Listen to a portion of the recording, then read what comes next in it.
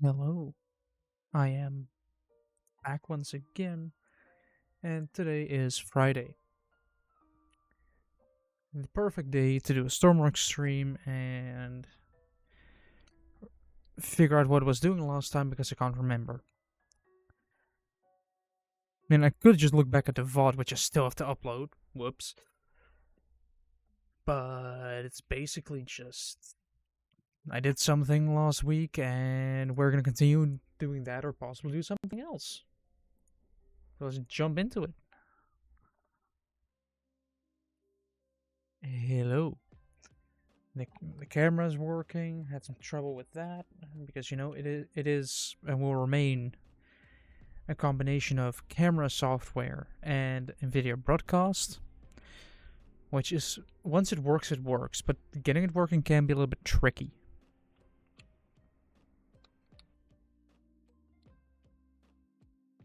So yeah.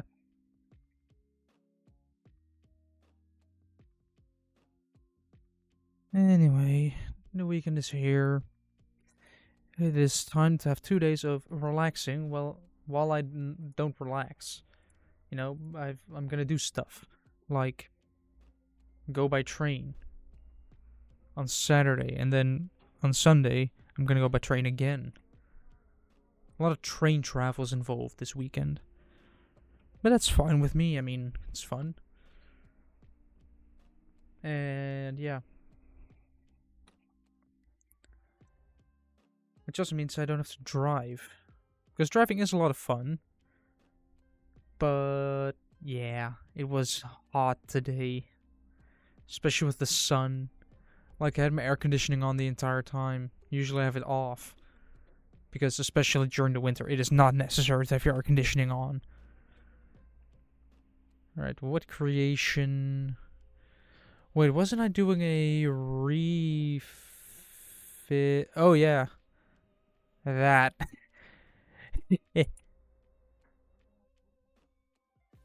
Oh, the steering is inverted still.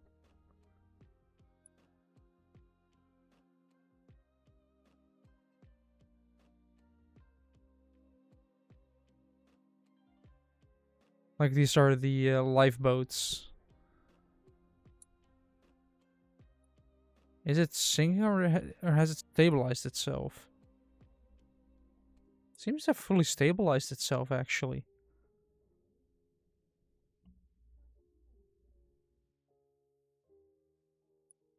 Yeah, it seems like these are gonna fall over, when in reality they just don't.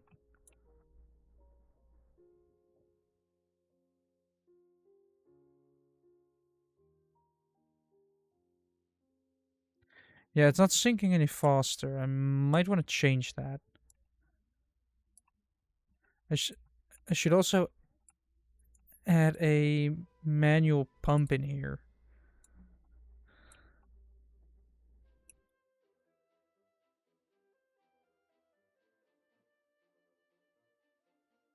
Close the hatch.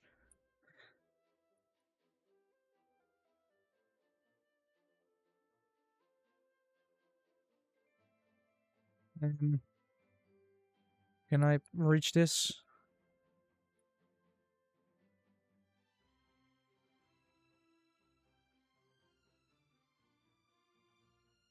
Apparently compartments have closed off. Like this one is full, but the water's up to here. So if we're to open that now, or go down even more, because I have a feeling that no, this one is damaged. I guess this one can be opened. Like these two can be opened. This one can be opened. Hopeful. Like this one is damaged already, so this room should be filled up. Yes, it is. But these two rooms. Whoops. Let me get out of here. You see, air can escape out of that room. Because air can escape. You see there's bubbles. Otherwise, the air is just, eh. Wait, is it?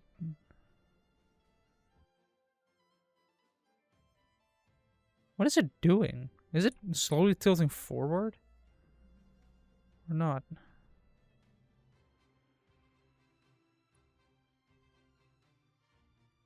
These rooms as well, or is this a fuel tank? That's the fuel tank. Front is damaged.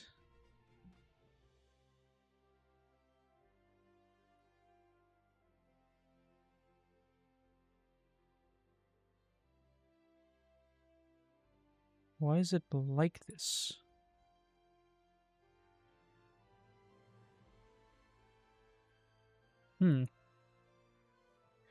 This isn't really filling up anymore.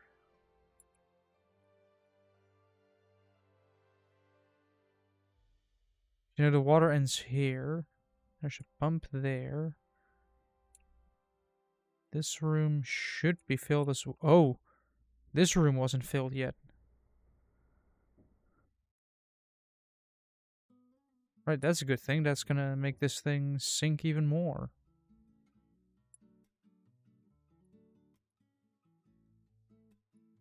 Like, as soon as it really... that's gonna make it go lower. Hopefully not sit on its back, but fold down a little bit more. Or it should lower enough so that this room, which... oh wait, this room is filled up. Alright. That's cool. Yeah, man. Don't I have 2 hatches for this one? No, just the doors.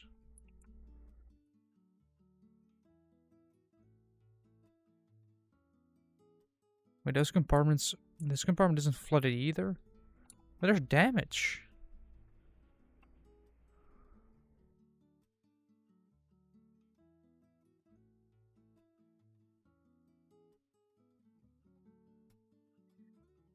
Phone keep vibrating. Oh. Oh, hold on. Let me give you guys actual game audio. That might be a smart idea.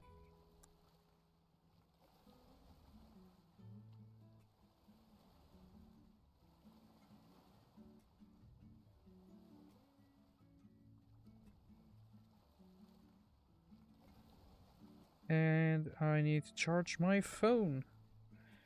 14% left. In the meantime, let me continue gameplay. So I can quickly connect my phone to a charger. Like this. Phone is now charging.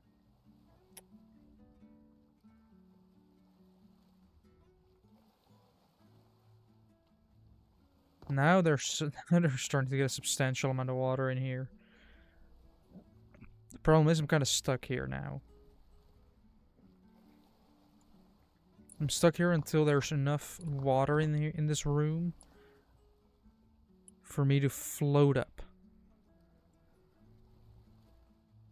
While hoping that this added amount of water, because there are 2 compartments flooding, that it's gonna push us back down a little bit more. So we go more and more horizontal, just flat on the bottom. Instead of sitting ass first into the water. Right, we are filling up at a rapid pace.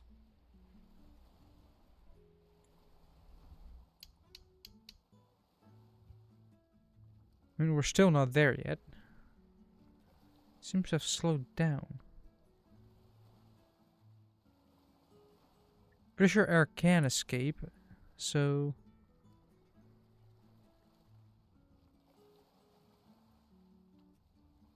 oh, and this room is still flooding quite rapid. Is it still flooding? Yes, it is. It is still going.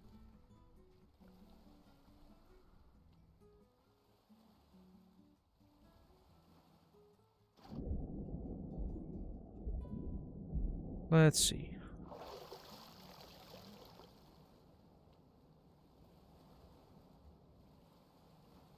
Because you have this door which allows air into this compartment, which then allows air into here, which then allows air into here, which then continues to flood this compartment slowly.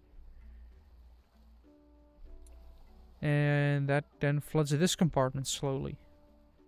Where I am, slowly floating up.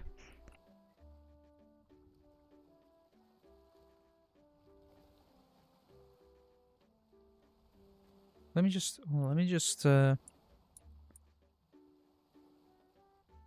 recam out of here.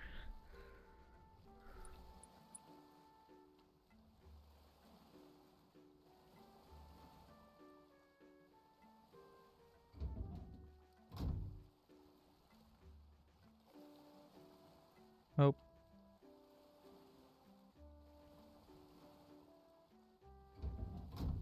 Let's flood the logic room as well.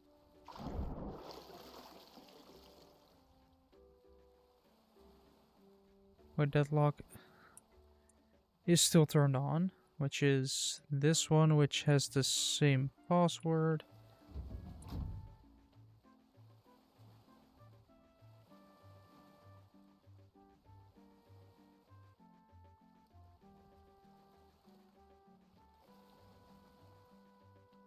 Alright, with all that flooding, this part... Whoa, that's apparently quite physics. Right. It's a mirror. Is the water in here slowly going lower?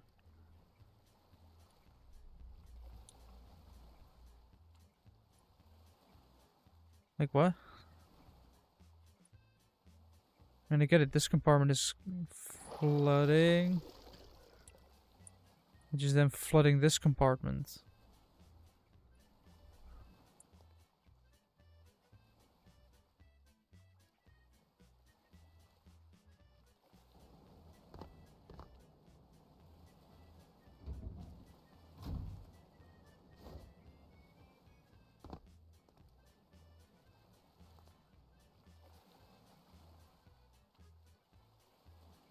Alright, let's go up then.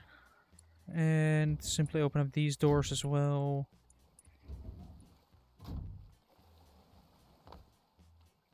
So you know, there's more flooding happening at the front. In order to speed that up, I'm just going to open up these doors.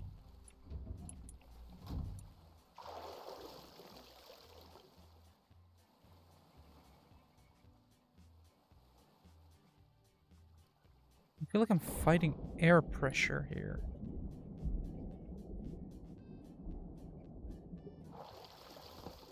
Even though that door is completely open.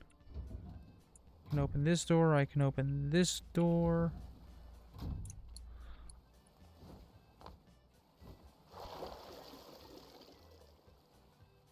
Fine, I'll go through this one.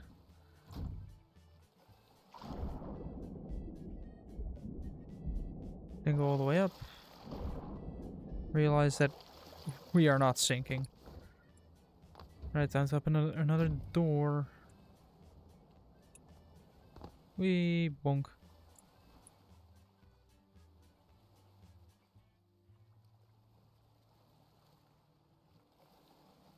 Apparently that doesn't make noise. Ooh, now we're going.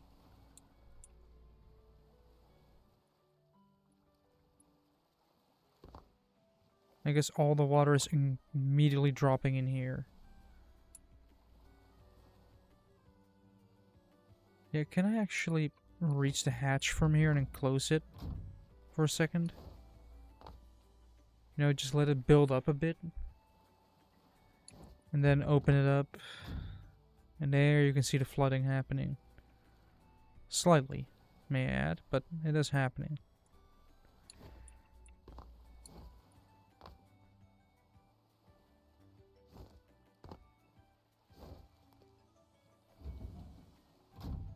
I just want to close this, go into this room, wait for water to accumulate a little bit, and then open it up again.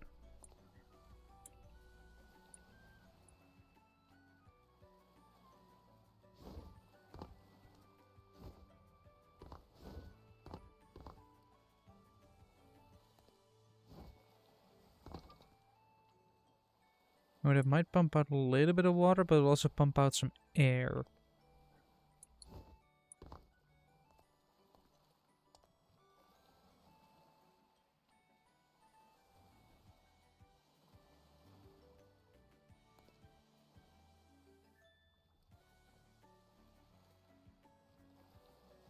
I guess we're fully tilting on the back. If I take a look at the camera footage, we are more likely to tip completely onto our backs than tip forward.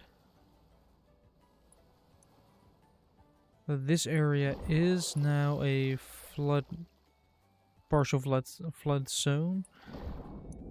This lifeboat is still connected. The other one is, I don't know, it's there.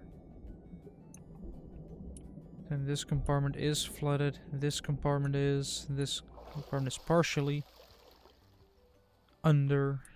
Then we have this where we are, where it is actively turning into a bit of water bath. And then I open up the door again and it's all sloshing out immediately. It's all going immediately. And then I shut it again. Because it also pushes air into here, which then gets pushed out again. But it first let a little bit escape here and then suddenly make space and more water will fall in. Because of the pressure buildup behind it. Because I've at some point seen a post on Reddit about that, where it basically a concept of big tank of water, man in diving gear in the water, a little hole with a lot of pressure. There's also a video of a crab, but the crab one is in like a deep sea pipe, like one of those pipes around the seabed, and there was a slight hole in it, and a crab walked up to it, and the crab just gets sucked into it, like just nothing left. Because of the pressures, it just gets sucked into it, and those are physics that you cannot prepare for. I wanted to say those are pretty complex physics, but no, it isn't. Well, they can be, but it's pretty much just goodbye physics.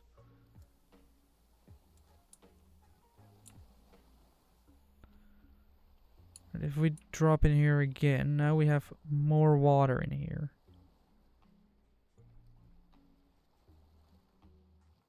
Hopefully for a while. We have a little bit of... See, it flows way faster now.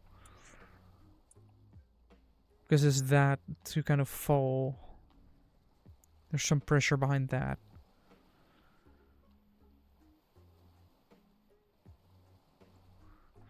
How is it remaining stable in this scenario? I want to know.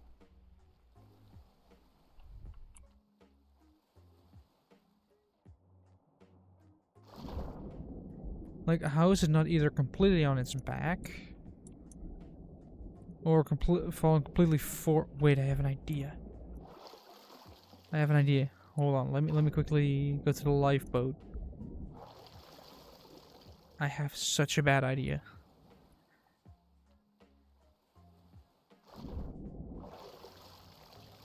Where is it? There it is. Well, first of all, I have to get onto... What happened? Why am I in this mode? Am I still in this... I think my... There we go. I think my game was a little bit glitched.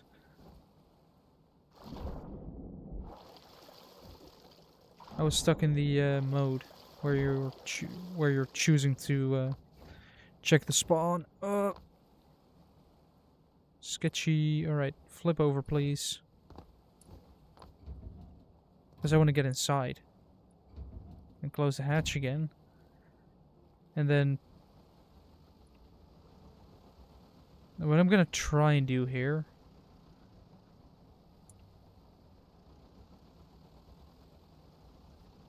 is...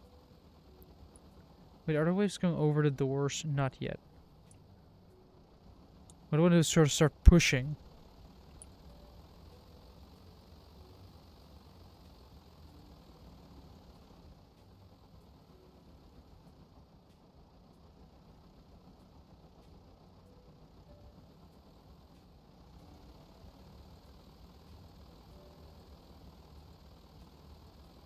Hello, Gaming Baron.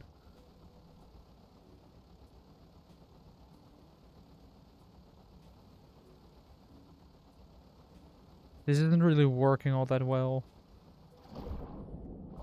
No, the idea was there, at least.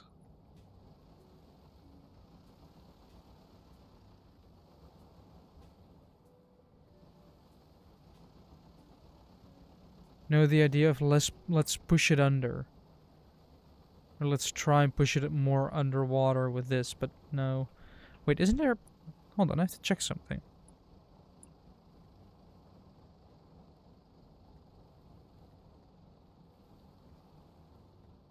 Oh, wait, isn't it in the front? Did I use all? No, I didn't use all.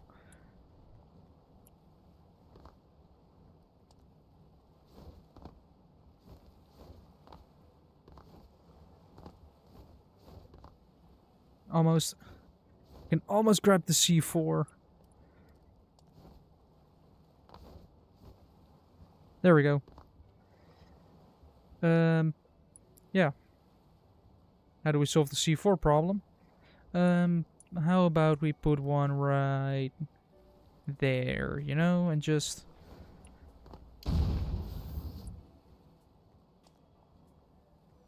Now that's gonna start leaking water.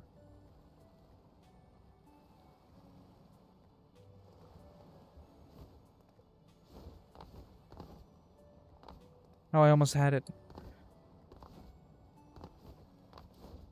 I think I'm actually starting to lean back already.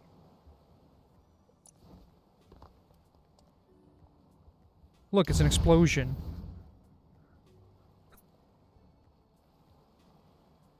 Wait, we're actually now we're going because I can actually stand here now.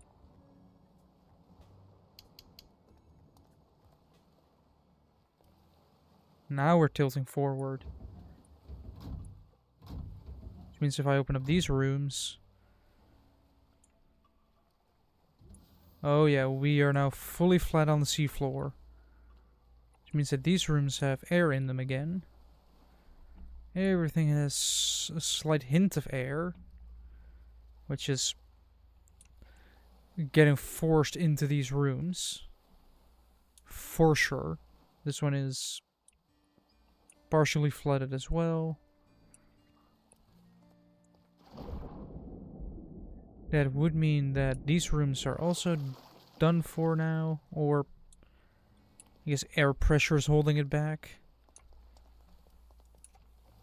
Nope, never mind. No air pressure to save me now.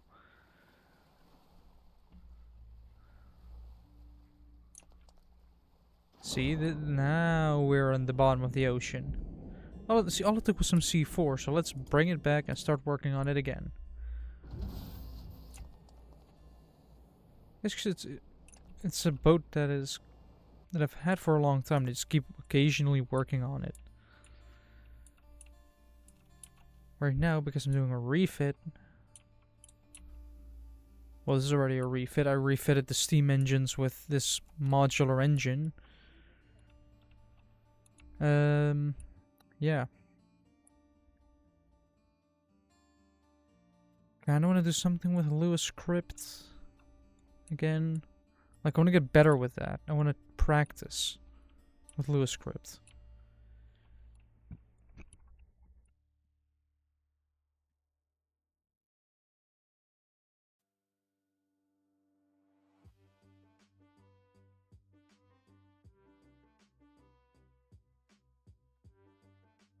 What room am I looking for, actually? Engine room, yes. Like, should I add controls for the engine in the engine room? Instead of, you know, keeping them in here.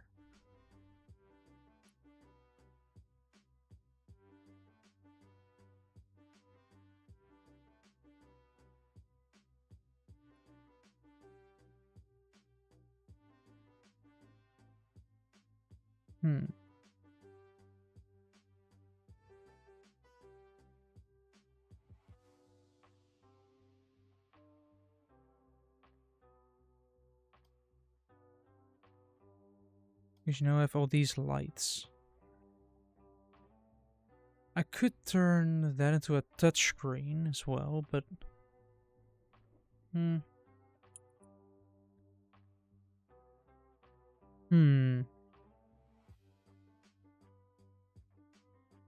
Let me turn my fan on. And take my shoes off. Because, yeah. It has been a day where I woke up early. Then I drove my car to work. Once there, I did work. Then after work, I drove to my grandma to help her with estimating the value of her car. Because guess what?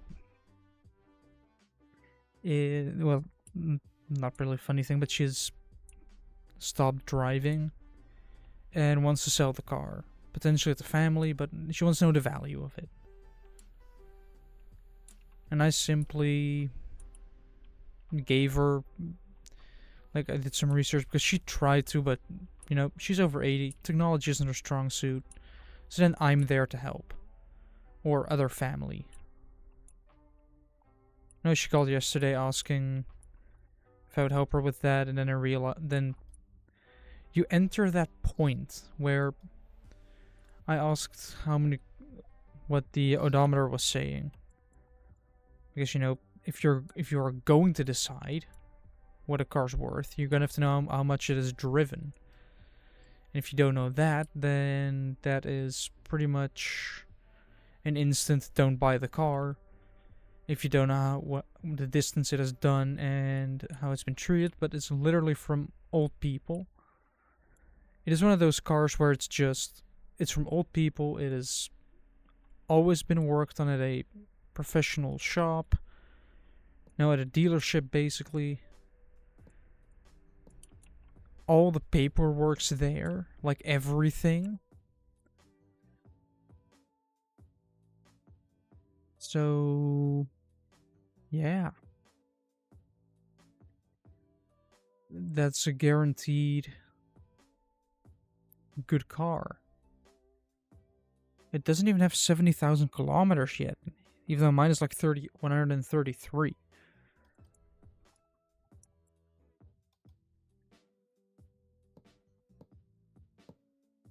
Windows in here so you can still see the engine clearly, but just not reach it. That does mean I should make an access point somewhere.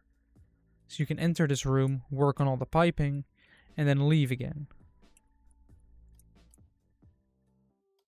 Also, why not just remove this one?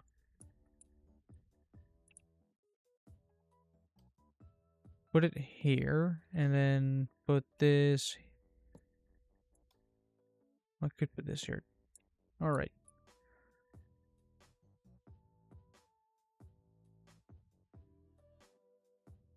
Because I don't have space for controls here without making it cramped. I could add them to the side here, not to the back here. I mean, the ladder down is there, but I can't add them here because this is crew. I guess I could make a little... Like, this is the front of the ship. That's the bow. I could theoretically add a little food type thing here.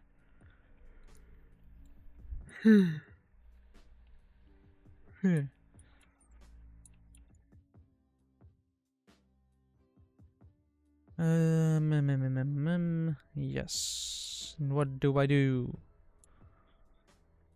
What do I do for this? Like, it's a bit of a dilemma. I could, in theory,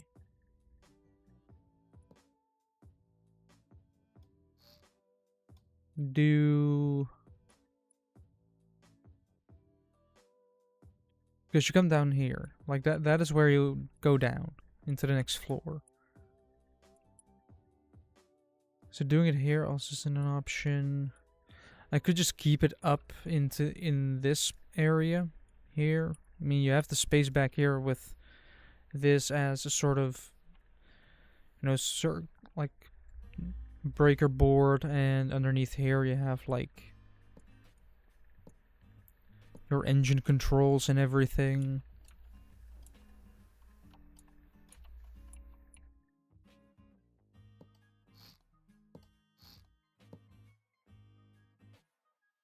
how does this actually look when it's built?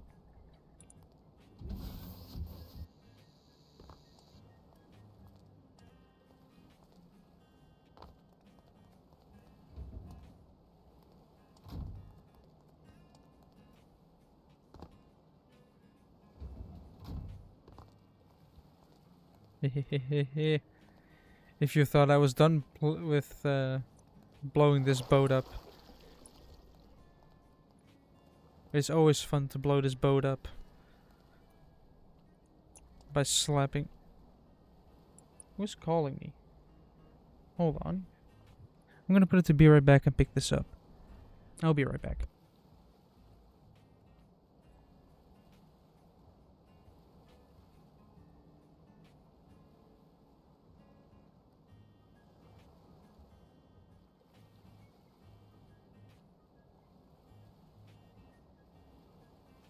Apparently it was a scam call. But that's the annoying thing once you're working and you get phone calls, you pick them up. Otherwise you're just an asshole that doesn't pick up the phone. Right, there's 3 C4s, you know, let's 2 in the front, 1 in the back. Should be enough. Quickly climb up.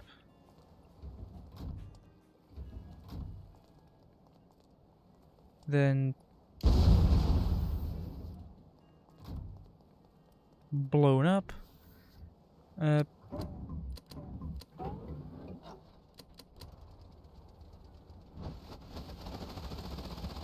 Let's quickly leave before we completely submerge ourselves. Oh, that is happening quickly.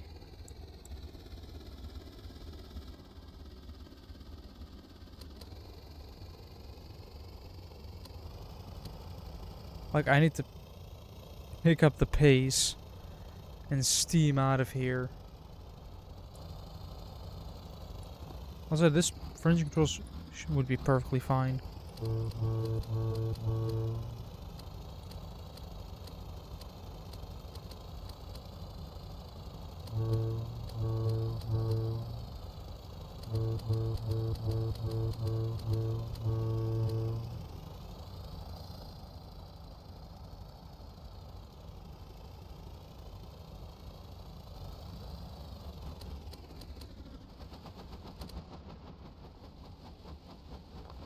Right, let's keep the engine running there. Let's then run to the life rafts. Because we are going front first. Right, swing her out. Is this the lowering button? Yes, it is. Right, lower it into the water. My inventory's full. Shit. I guess. Can I exit, please? The boat is actively going down. I would like to be gone before this completely takes the boat.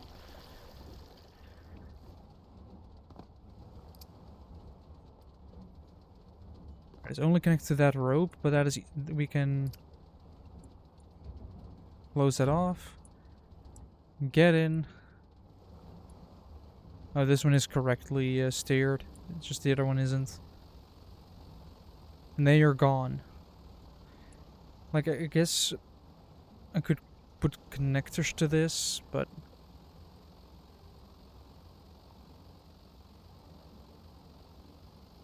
these little lifeboats are just fun to use. I guess could make them a little bit wider. Oop. Let's back up before we get taken with the boat.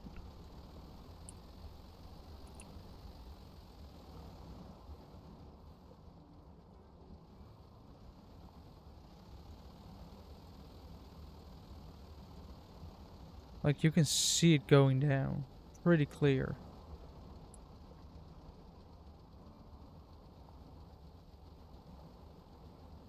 But it's actually gonna stay down. That is, like, is it actually gonna completely go down, or is it gonna end up in a sort of semi-floating state?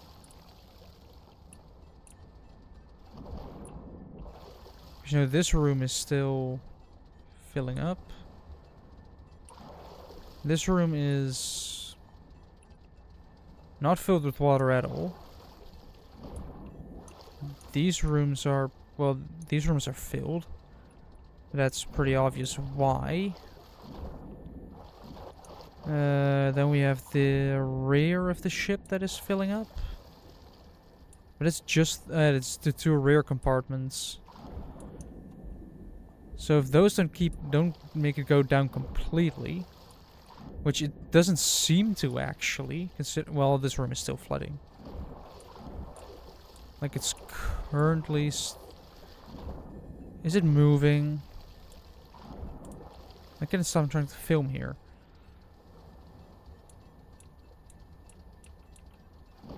Or am I moving backwards?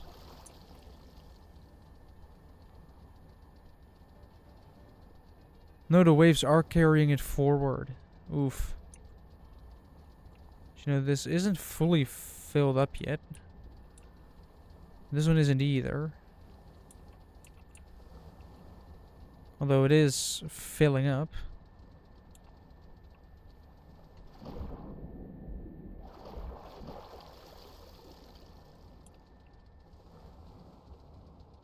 As you can see, this pipe is currently exposed. Come on. Keep that. Nope.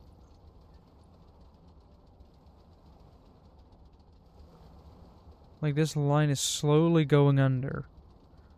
Which means that the back is going down while the front is going down as well. But because of the quite massive waves that we're currently having, it can seem kind of weird.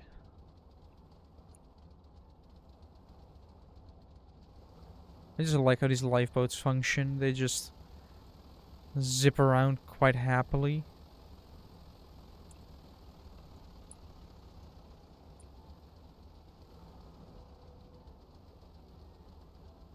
Right, I want to get back onto the boat actually. So what I'm going to do is I'm going to occupy the ladder. Open up the hatch, climb out of it. Close the hatch again so it doesn't flood the vessel.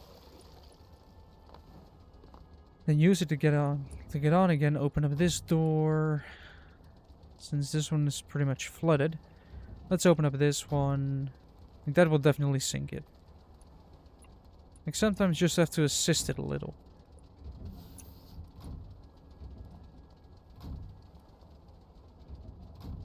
By opening some doors. For air to escape, for water to come in.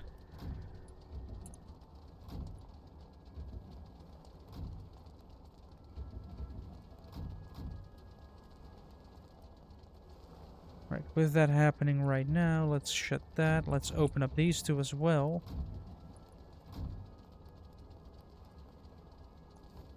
And then jump back into the water to get onto the lifeboat. Why'd I go underneath? Is it that light that I can just... that getting onto it is next to impossible because it just keeps getting pushed away? Oh no, you're not pouring in water right now. Not in the lifeboat. Oh, I need to get out of here. The boat moved forward. Which on its own isn't that much of a danger, but it is if your lifeboat is parked underneath.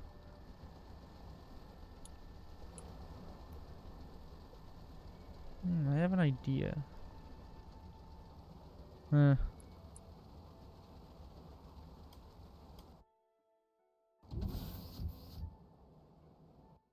we go. Alright.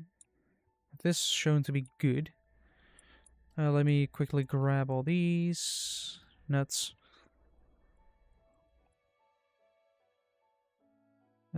Cut them. Paste them. Are they connected to anything yet? No, they are not. Everything is still connected to one big battery. Which is a painful sight to see. Like a ship this big should be operated through breakers.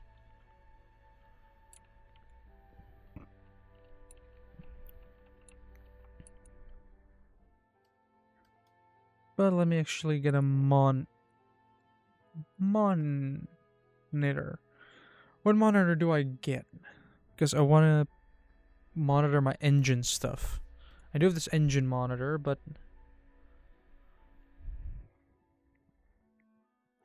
do I go for a standard 2x2? Do I go for a 2x3?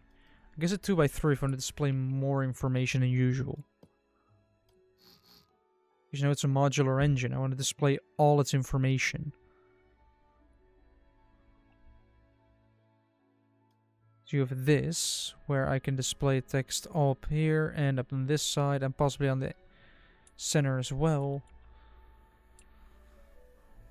But probably it's on two sides, which means I can put information in such as...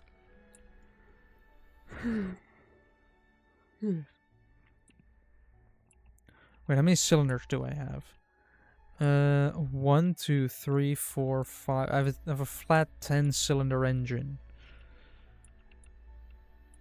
So how would I do that on a monitor like this?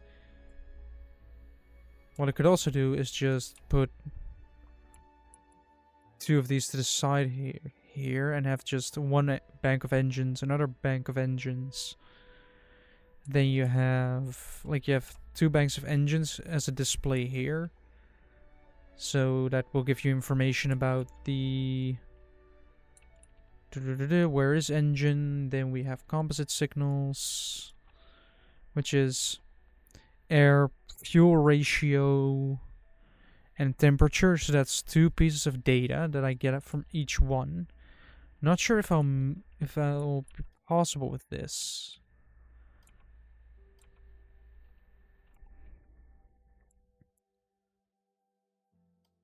But hey, at least we have the center monitor for... Okay. Well, ECUs are like they can make it more efficient. That's what ECUs are basically for. Like, yes, you can often work your engine with just saying, especially modular engines, just fuel is 1 or 0 to 1. No, air is 0 to 1, fuel is 0 to 0.5. You just halve your fuel input. But sometimes you want to get more fuel efficiency out of it. So then you attach the air-fuel ratio to it, so it can change the fuel input not just on your throttle to reach the designated RPM, but also take the air-fuel ratio into account and make that a constant, so your use is constant. Because it keeps aiming for that one ratio. Like that's basically what that does, and then you can add like some stuff in as overheating protection, which if heat reaches over this, then cut the fuel and let the engine die before the engine dies. Which is a lot safer than to overheat your engines and let it blow. Because it does damage and fire and everything, and that prevents that. Yeah. I mean, in real life, ECUs are necessary. For your car, for example. Unless you have a really old car where it's just manual everything. But all modern cars have an ECU purely because it is efficient. It is computer controlled. It allows for great adaptability. You can take sensors and get efficiency out of everything. And the nice thing about an ECU is if something goes wrong, it'll just assume worst case scenario. Like most cars have a mass airflow sensor to measure how much air gets into the engine. If it can't read it or it isn't there anymore, it will assume worst case scenario.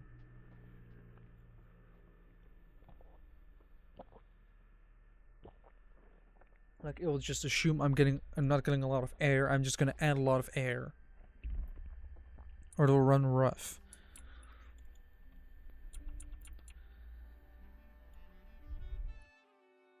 But alright, let's start with working on the LUA script for... let's see. 5...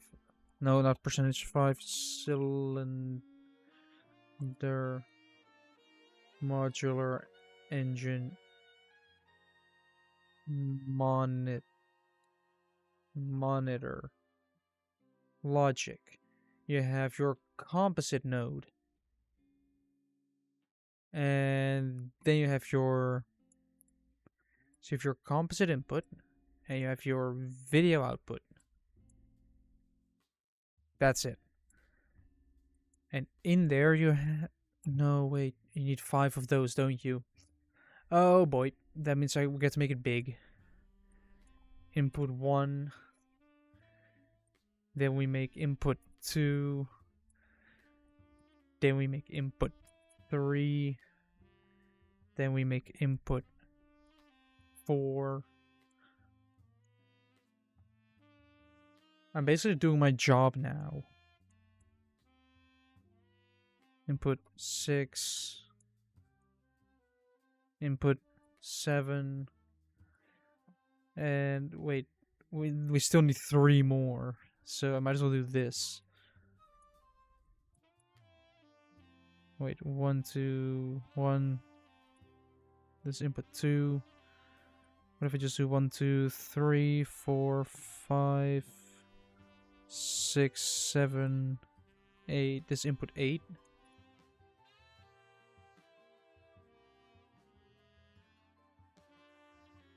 Nice. War Thunder is fun. I recently, I'm still doing the British tech tree because it's kind of funny. And I recently got the Halifax, but I don't have the big bombs for it yet, so I'm just dropping 15 small bombs that don't do anything. No tiger is gonna suffer from a 250 kilogram bomb.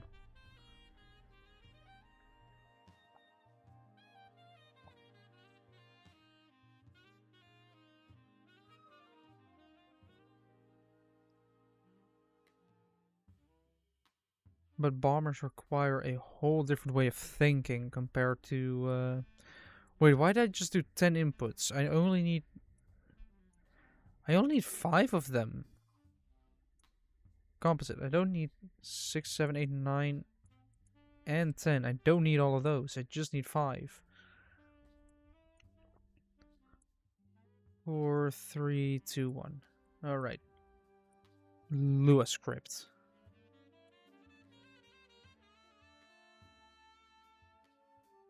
I need to combine these into one because I can't just do this. Like, I can't do this. Yeah, the British tanks are fun. Although, I think I was using the Avenger, and that one doesn't have a machine gun. So that is... But. What is it with butts? That. Read. I need to read numbers. Wait. No, no, no, no, no, no, no, no, no. Don't do this to me. No, don't do it. No, no, no, no. I don't like this. I don't like where this is going. I don't like that I have to first get all the channels out, like have the input from 1 being 1, 2, and 3, and then write on off, or the numbers, and have, because you have 5 cylinders worth of 3, you need 15 channels.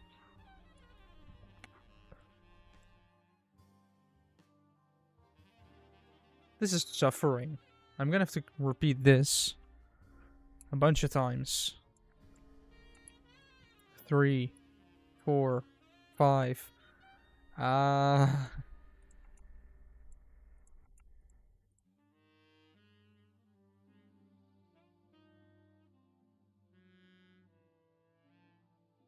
Yes. I mean, the British tanks, apart from their abysmal reverse speed, which is sometimes deadly, because, you know, you'll be trying to reverse away from a situation at 3 kilometers per hour. Like, I can crawl faster than that. Right, then we go into the LUA script. Then we have... This is just draw a circle.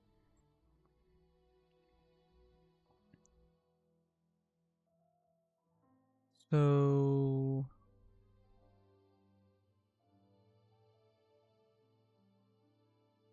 Two competitions together outputs a result.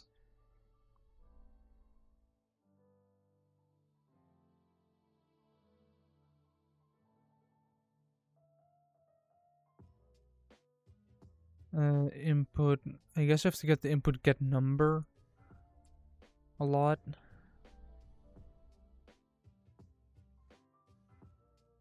I don't have to do this. I just have to grab value input get number.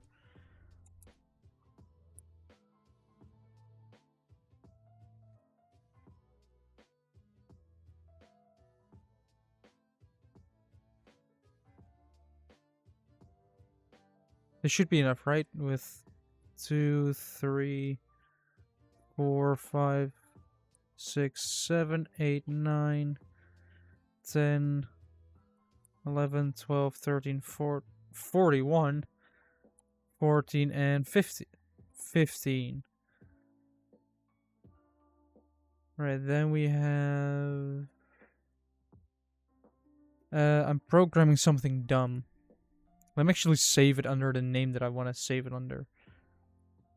What I'm trying to do, which might not even fit on a single monitor, that is too tall. I want to fit either on this or make it 3x3 if I split it up, which will read the air-fuel ratio and the temperature of each individual cylinder. So if you look at your engine, you can actually see what's going on. And if one of them is damaged, you can see that. Because every modular engine has a composite. 1 is air volume, 2 is fuel, 3 is temperature. So 1 is air, 2 is fuel, 3 is temp. This is air volume. Then we go down, we do this a little bit. Fuel volume. Then we go down again, we tap a bunch, we press spacebar once, and then we say temperature with a capital T, of course, because we are fancy here. Temperature, is that temperature? Alright, then I need to copy that a bunch of times. I need to... Oh boy. We cannot just... Whoop. Fuel, this. Fuel, temperature, air. Fuel, temperature, air.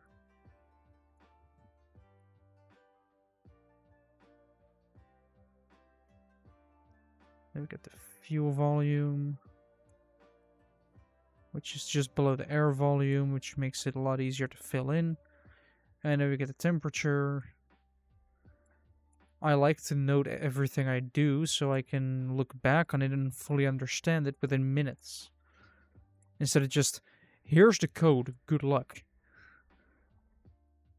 Which some people love to do.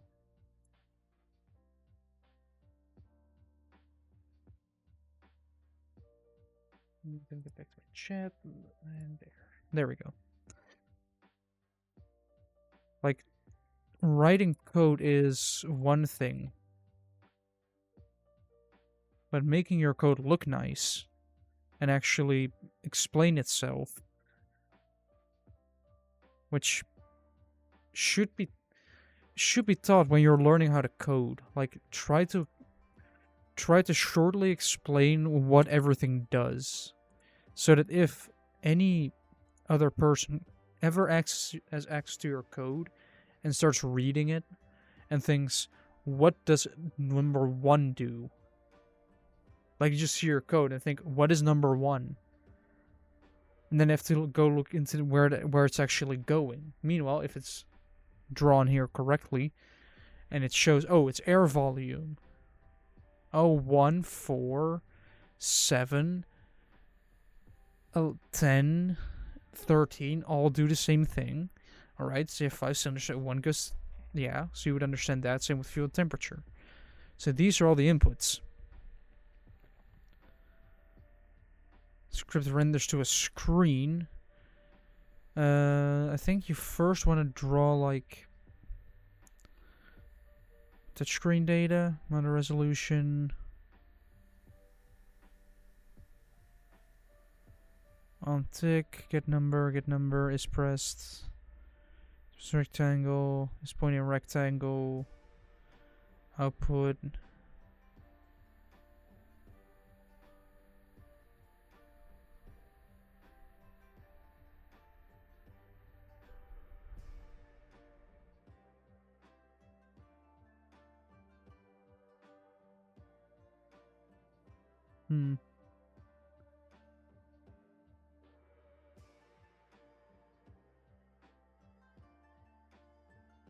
Alright, then I want touchscreen data, I want to do drawing. You first, I think you want to first, like you get it, you set the color, set draw color to green. What if I just do this?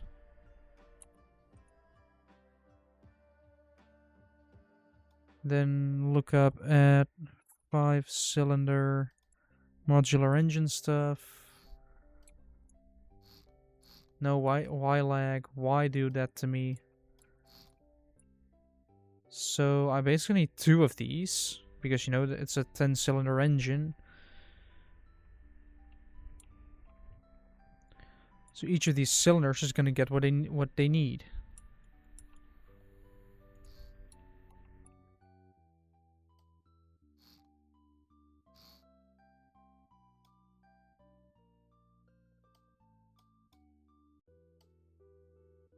Video, this one is going to go to this monitor. This one is going to go to the other one. Then we are going to... For now, we're going to put a simple toggle button in the center. But this will eventually be your engine control stuff and everything. That's why I want to put monitors there. So you can easily monitor what's going on with the system.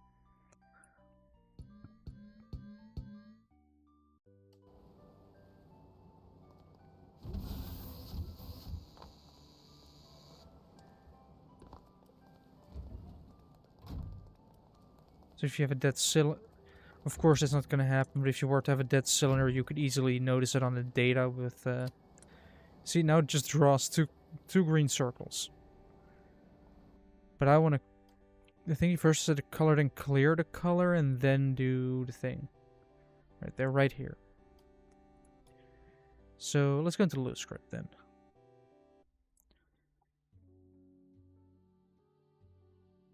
Screen, set color, screen draw circle, fill. We want to delete that. We want to set the color. Or screen draw clear.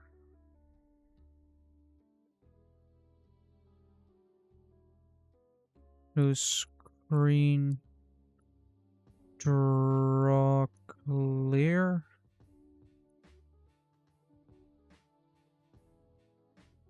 Yes, and then we want to like 5 pixels tall. Math. Time to math.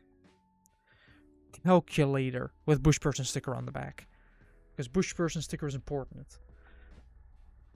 I have those. I still have a lot of them, but they're shit quality. It was a deal where I could, like, for 25 euros, I could get 500 of them. Yeah. Yes, what I want to do is... I have 32. And it is text... It's 4 pixels wide and 5 pixels tall, so... We need 50. Ah, shit.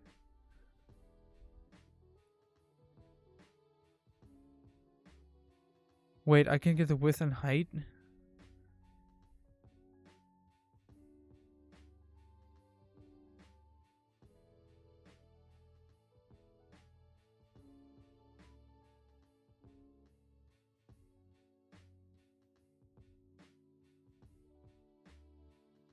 I just draw a text box with the XY and text and height line and everything, so I can just do this. Like, that's the neat part, you can just copy and paste.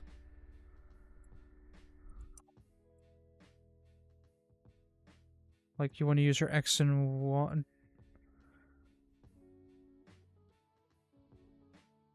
With in height, so you basically want to do. We want to start at 1 1 because yeah, 1 1 with a height of. We have 10 things. We divide it by 32. That's gonna be 3.2. Will it do it? No, a width can be like 4 with a height of 3.2. What is the text? I guess 2 parameters that range left or bottom. If either line parameters are omitted. Draw text box. You have to put text in here. Yeah, if the location here, here you can align the text box. So we do.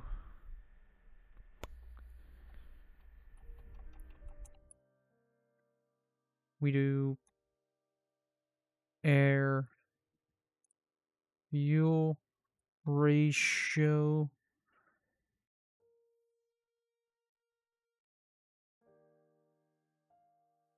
Air fuel ratio. Value. Wait, where did that go? No. Did all my hard work get erased by stuff? Let me just actually go here. Let me then. Is it this one that I was working in? No. Why doesn't Lua script like to work? Everything I've done is gone. You first wanna.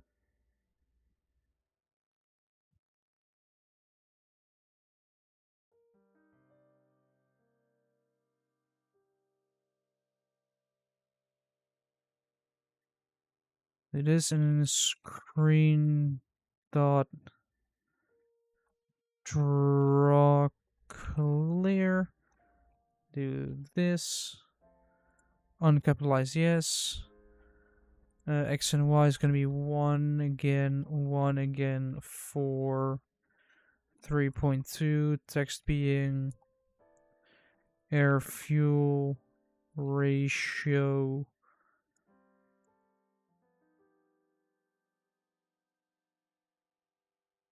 It's going to be air volume once again. No, let's save it actually. Let's save it and let's go back into the code again. Then we have this, and here we go again. 7, 10, 13. Then we have fuel volume.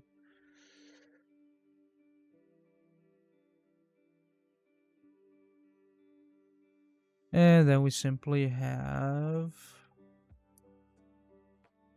temperature. I also did something very annoying today with IT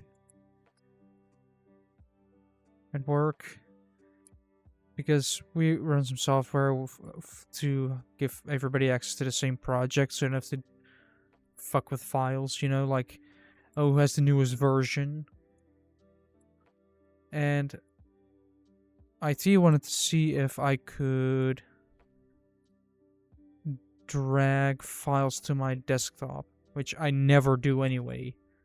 So it is a non-issue for me. Like, I didn't even notice I couldn't. He just, like, usually I open it as administrator.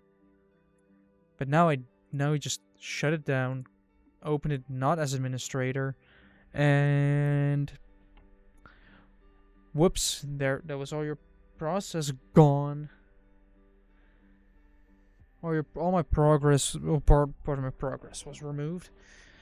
But I drank an entire glass of liquid again, so I get to mark one off the thing. Drinking stream is coming. I just have to get a 20-liter jerry can first, so I can fill that one up and drink from that.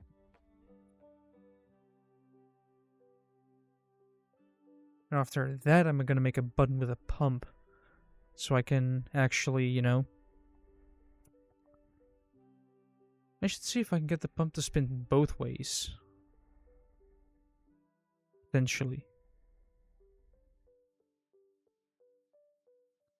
Or have a bypass, which is probably a smart idea to have a bypass. So you have your pump. After the pump you have a... Like, it is basically for drinking. Like, you know how Formula 1 drivers when sim racing have something to drink, potentially? If it works. Otherwise you will not get the drink. I want to do something like that, but with an entire 20-liter jerry can filled with any liquid possible. Probably water, because you can drink that the most without ruining your body. And then have a pump connected to a button that's on my desk that I can just press to activate the pump. Then it will push water into my mouth. And when I stop pumping... Perfect. But... rear end, behind, ass. What I'm afraid of is that if I stop pumping, that the water's still going to be in there. Which means that if I accidentally let it go, it's going to spill all over. I kind of actually want a pump that just says one way, because then it assures me that it's not going to accidentally flow back. But what I want to do in that sense is have a bypass just after the valve, or after the pump, where it just flows back into itself, or into the jerrycan again, so that after I've had it in my mouth and I've pressed the button, I stop pressing it, it opens, water flows back into it, and if I press the button again, it closes the valve and pushes it up.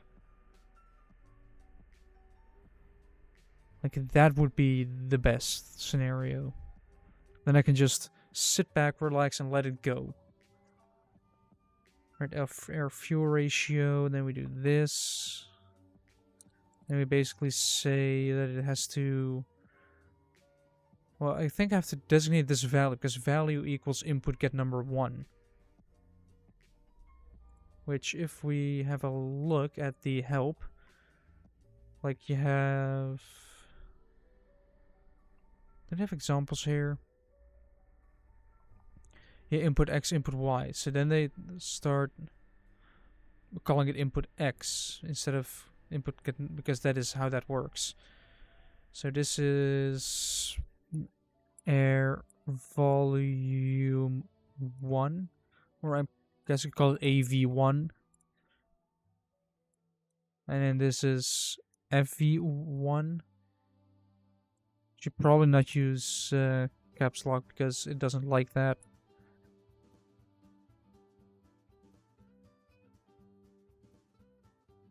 Then this is T1, and then we have AV2, FV2. Wait, can I just copy this over and over? No, I can't. Alright. Wait, I can actually.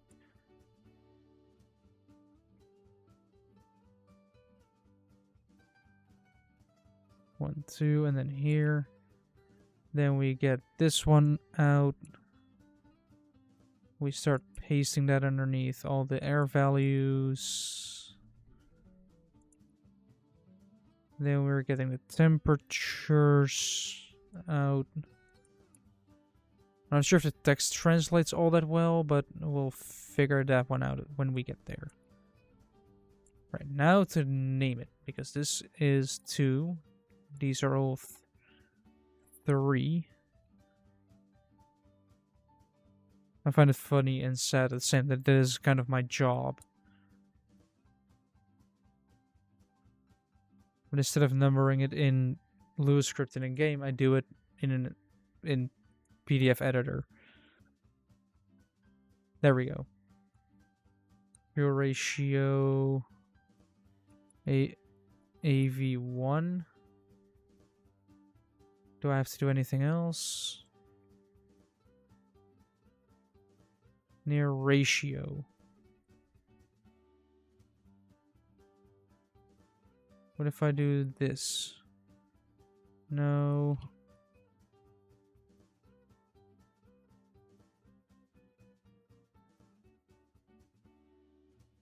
Height align. What does height align do again? Height align.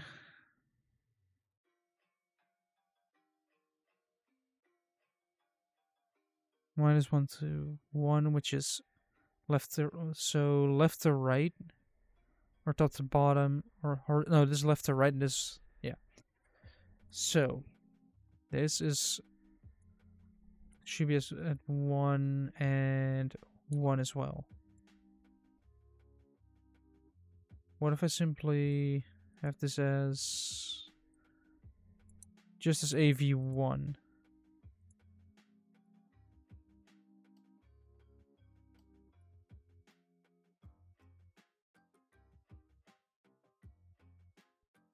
It is this one, right? Which has all the code stuff in it. Yes, it is. Let's save it, even though I might have just saved it. I don't care. Composite. Input 3 is this one. Input 2, we're going to go with this one. Input 5 is going to go with that one. Input 1 is going to go there. That leaves me with input 4.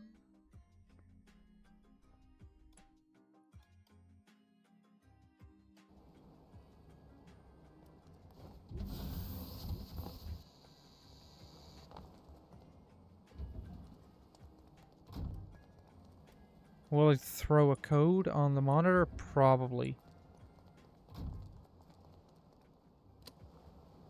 No, it just gives you a green screen.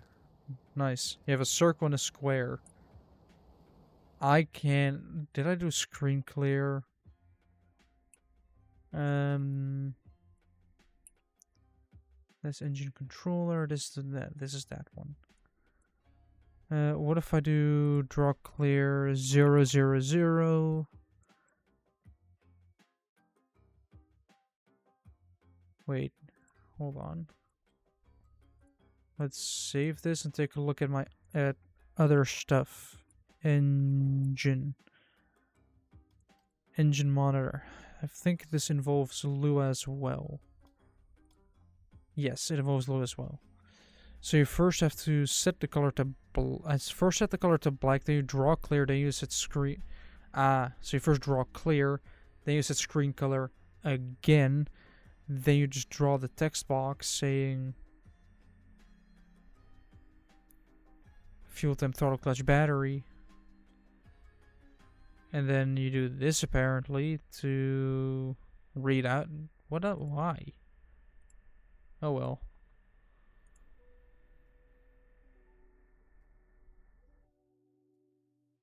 Oh, I guess this stands for this, basically.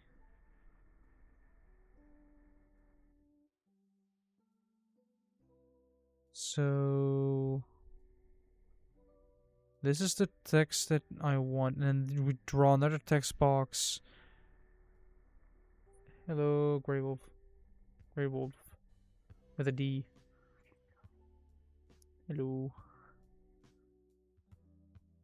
So you first draw the box for the text. So let's do that first.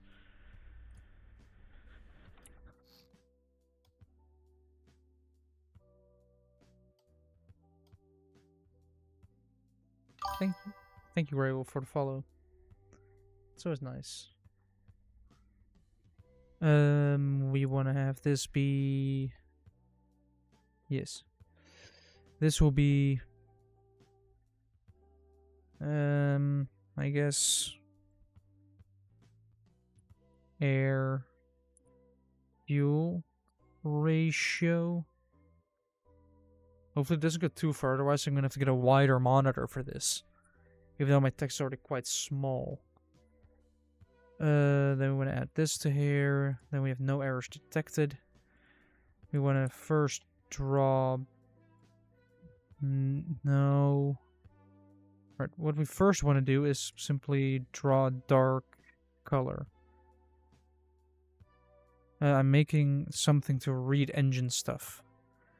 Get the screen with a height. Set, I guess set background color. Yeah. Draw clear. I guess goodbye. And what color do we? I have an idea. We randomize the color of the text. You have a very light, you have a very faint green background.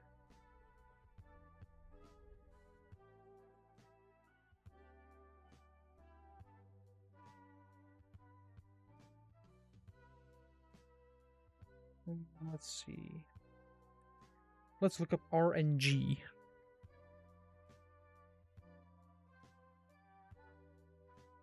RNG. From 0 to 255. Alright, the first color, the red, is 248. That's quite a big color. Quite a big amount of red. Then on the green, we have a measly 39. And on the blue, we have 200. I have no idea what color this will make, but it will make a color.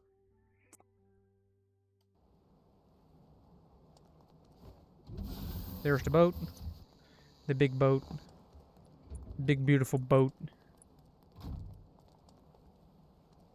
That I first made with a terrible steam engine. Then I slapped a modular because I couldn't understand modular engines.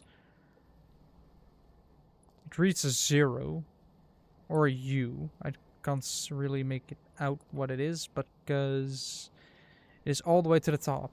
I think it's a 0. I think it reads 0 in a pink color on a dark green background. Yes.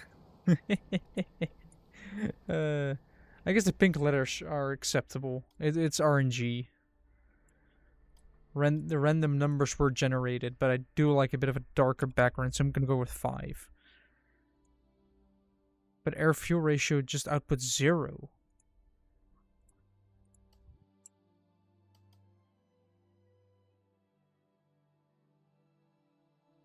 Right, there's the big engine. Let's plop this.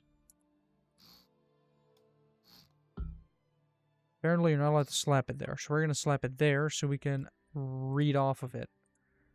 And copy my stuff. -101. Right. 1, 3. Guess it makes sense. Then it grabs width, which is 32 and 6. I guess the 6 is the height of the text. And the width just grabs the width of the monitor. And then you say fuel. And then you put this in there.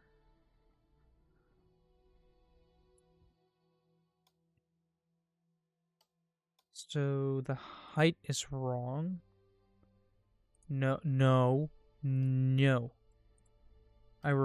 It's probably this one, hopefully. Yes, it is this one. Whew. Let's let me take a quick look at some news, because I'm curious about news.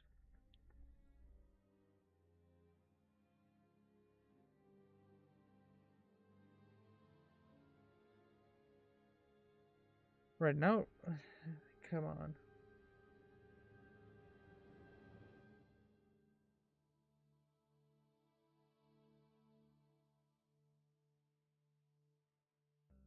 Hmm.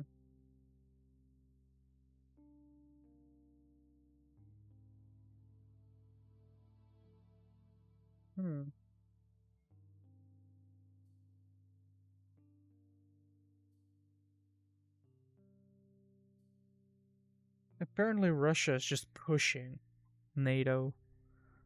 Because a Russian jet went into Estonia's airspace. You know, every time that happens, NATO just comes together and basically says, we should stop this. Let's have a meeting about that. Let's plan the next meeting. And I feel like that's basically all their bureaucracy is just the planning of meetings. So you have a meeting to plan your next meeting, where you plan the meeting for after the one you were going to have, in which you're planning the next meeting. So then you have 4 meetings, and all you've done is plan the next meeting. Isn't that amazing? You know, just pure bureaucracy bullshit. Like, just get it done. It's not that difficult. Well, it might be difficult because you have to get you have to get a lot of different countries talking with each other, but you're in an alliance. Oh. Hello. Hello. I was gonna stream longer, but it's hot in my room, so I'm gonna open my door. Let me add Talik to the thing again. Yeah, you do that. You wanna know something Hi, funny? chat. I was actually just pouring a glass as you sent that. Good. So they cost 100, right? Yeah. Oh no. Yeah. So how about like another 240? No. You know, I've decided to let go of the sponsorship idea because I like my kidneys. So it's gonna be sponsored by tap water. It's already in your house. And it's nice. And it's You cheap. can get your water provider, whatever, to sponsor you. Like, they give me money so I drink water. Yeah. You promote them on your stream. You know, for Americans. Yes. For Americans to get Dutch water. Well, if you want Buy a that, Dutch house. good luck with that. True. Unless you're a Hold on, millionaire, then you might be able to do it. real quick. Right, so the width and the height, the x and the y, which should be, if we put 6 in here, we have no errors detected. But yeah. But yeah, I was gonna stream longer. I also think I may have reached the final boss of Silk Song, and then I was like, way too early for that. Yeah. I'm gonna go run around the world. Yay. And then I found the double jump ability, because I didn't have that yet. What? Is it vertical? My text is vertical.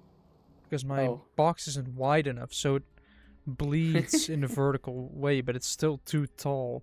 So it just goes off the monitor. I see. Which means that is the wrong one to look into. It's this one that I have to look into. This one has the code. Because I think the box, like, what is the width, I guess, just gets to be... I guess that's why I had a W.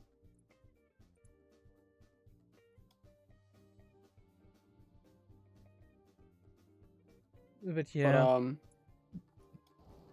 also, Team Cherry has gone straight up evil. Why? There is an area there. Yeah. That is filled with enemies that explode when you kill them, so even killing them is not always safe.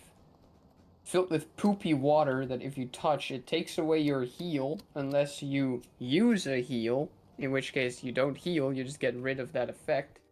But it also eats your silk, which you need to heal. So if you can't find enough silk quick enough, you can't get rid of the effect. Which, let me guess, it kills you. No, it doesn't kill you. But if you can't heal... Yeah. And then on top of that, there seems to be only one bench in that whole area. I went so far, and I finally saw like a sign. I was like, yeah, bench. So I follow the sign, and I find the bench, and I sit down, and it breaks. And I Yeah. fall into the poopy water And die. that was under the bench. No, I didn't die. Well, I died later. That whole area has one fucking bench.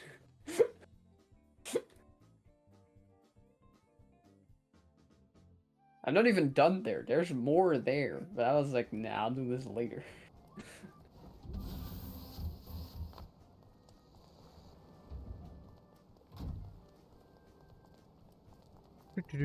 Let me actually go in here and press the button. Yep, just what I wanted. Air fuel. Half the word air fuel and rat. Rat. You know what I think of that?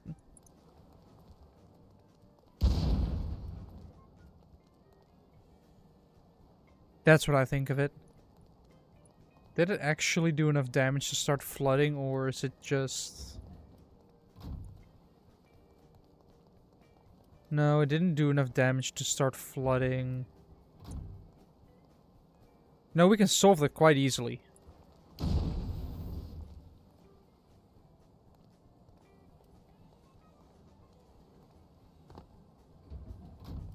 I can make flooding a issue by simply doing this. And then running towards the other side of the ship, because that's where... No, wait, it needs to be a floor lower. Need to go down a floor. Then rush over. Grab more C4, because of course you need more C4. C4 is always the answer. Mythbusters has said it. When in doubt, C4. Which means it's true.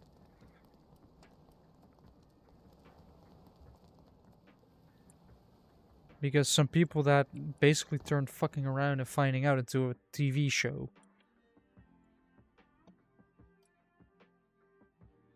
You cannot convince me that Mythbusters was just, like, actually serious.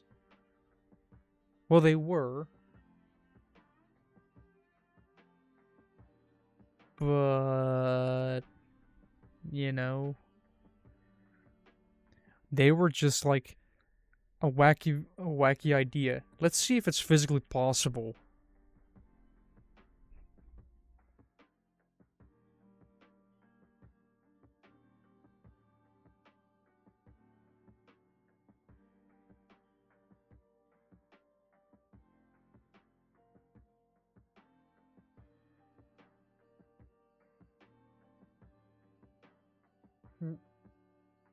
What?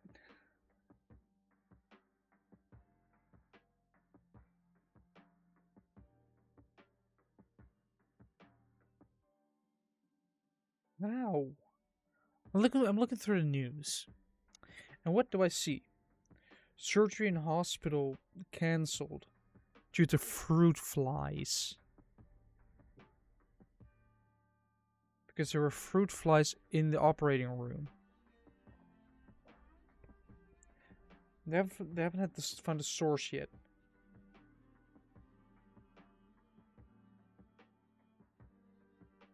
But like, how?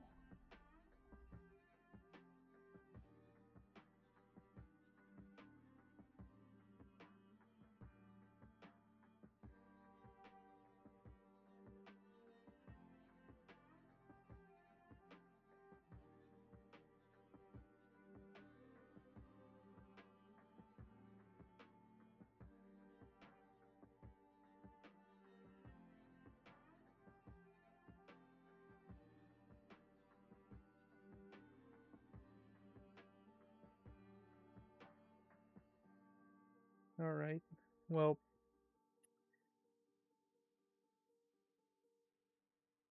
oh, that's good news. The World War II bomb that they found in Berlin is What? not dangerous.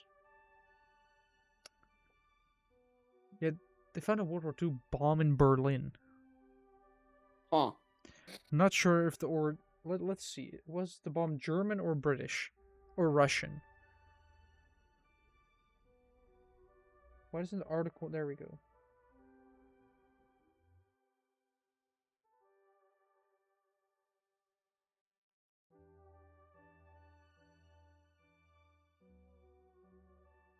Um,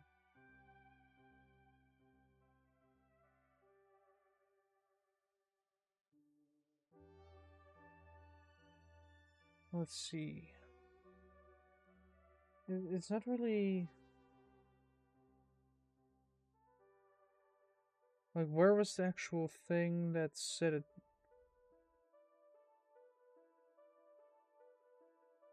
Where was the original article? Where is it? Where is it? Where is it? Where is it? I'm scrolling through my phone, but I can't seem to find it.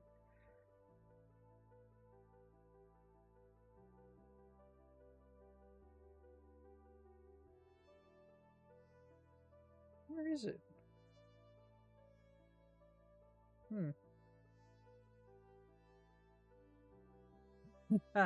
Oh, that's kind of funny.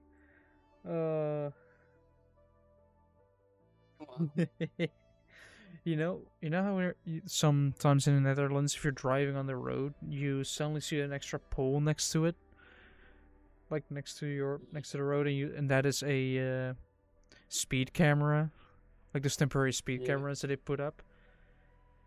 Well, yesterday, multiple of them were put away because one of them fell over due to the winds. Okay. So. Well, now you don't have to. Now you don't have to care about speed anymore, because you're not getting ticketed for it, because the camera is is non-functional. Yeah, I guess. Yeah. This is funny. I suppose. And you know, also a good thing to talk about right now. Let's get controversial. Jimmy Kimmel, who got What? fired after, I think, not aligning with or not talking favorably about Charlie Kirk, or joking about it. Oh, you mean the TV guy? Yes, Yes, I've seen the clip. I haven't, First off, but apparently he was fired because Trump wanted him fired. yeah, because he was very popular, and I haven't seen the Which video, is not a good thing. But but also, well, I've seen the clip of what he said. yeah, But to me, it didn't really seem like it was like ridiculing Charlie Kirk. He was ridiculing the people that it's his AR ratio, made it like, how do I say this? making it a political thing, I guess. Well, it already was a political thing, but as in Yeah, like that there basically he was kind of calling out that now there's politicians using his death purely to gain political points, basically. yeah, That's what he was talking about. and Like that's what he made a isn't that what Trump is joke doing? about. Yes. Not just him though. Yeah, but him getting fired because he basically said something that Trump didn't like is very much worrying. Well, he also has critiqued Trump in the past. Why is it centered? And before him, another person also got fired, who also had critiqued Trump. Yeah. So I guess don't ridicule Trump, or you're probably gonna get fired from your job. which Yeah, but that's off pretty bad. sounds awfully like a dictatorship, doesn't it? You know, Mm-hmm. sounds awfully dictatory to me with the you don't align to my views. Go away. Come on, why is it like this? What if I put in the engine monitor itself with this? -1 and 0. I guess that's where my mistake is. With the... Alright, let's see -1 and 0. Yeah. If you're, like... Especially if you're outside of the United States and you're seeing what's happening right now. This is basically just flashbacks to, let's just say... late 1930s, early 1940s. You know, let's just put it that way. Like that is giving big flashbacks to that period. Now tell me, Jim, what happened during that period? What happened during the 1940s within Europe?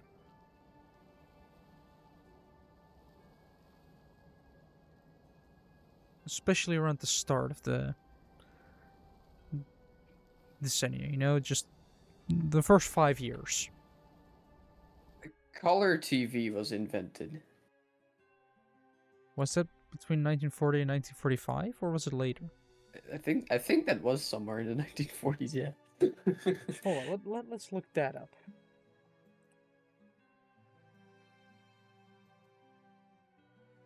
Wait, hold on, what is it about? Huh. Right.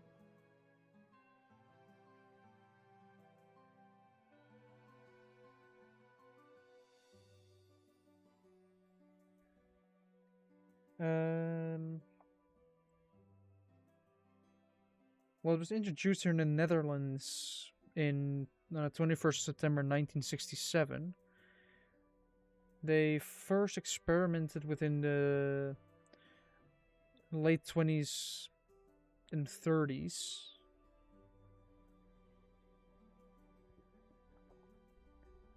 Wait, where's Wikipedia? Because Wikipedia is a trusted source.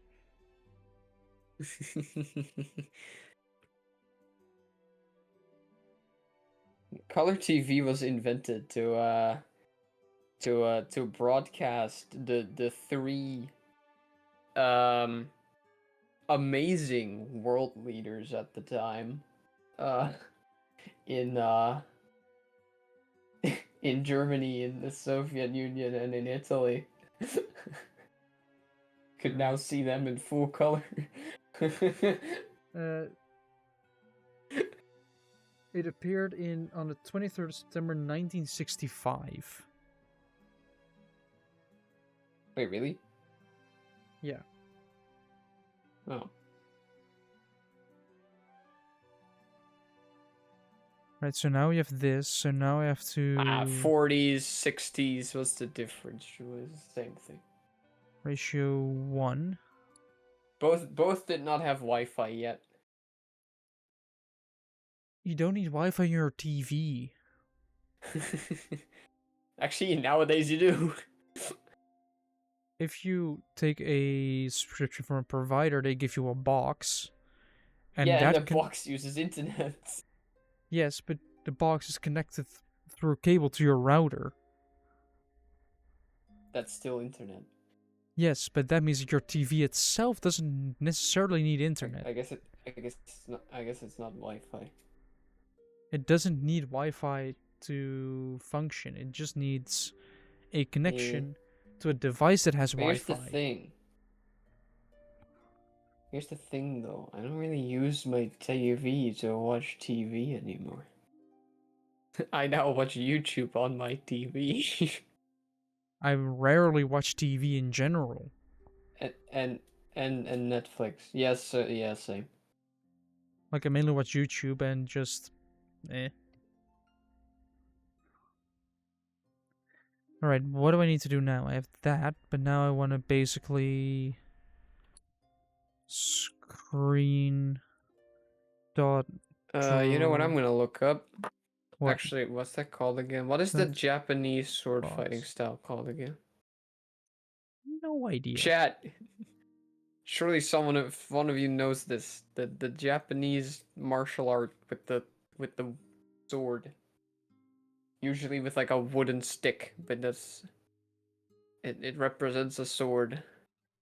Is it kendo? I think it's kendo. Wait, where was the German bomb news again? So I can look. So I It can. is kendo. I am a genius. There we go. Are there any other Uh, articles? practice.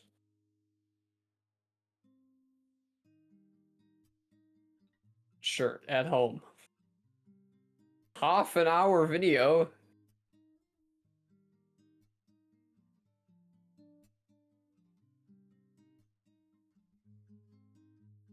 What the fuck?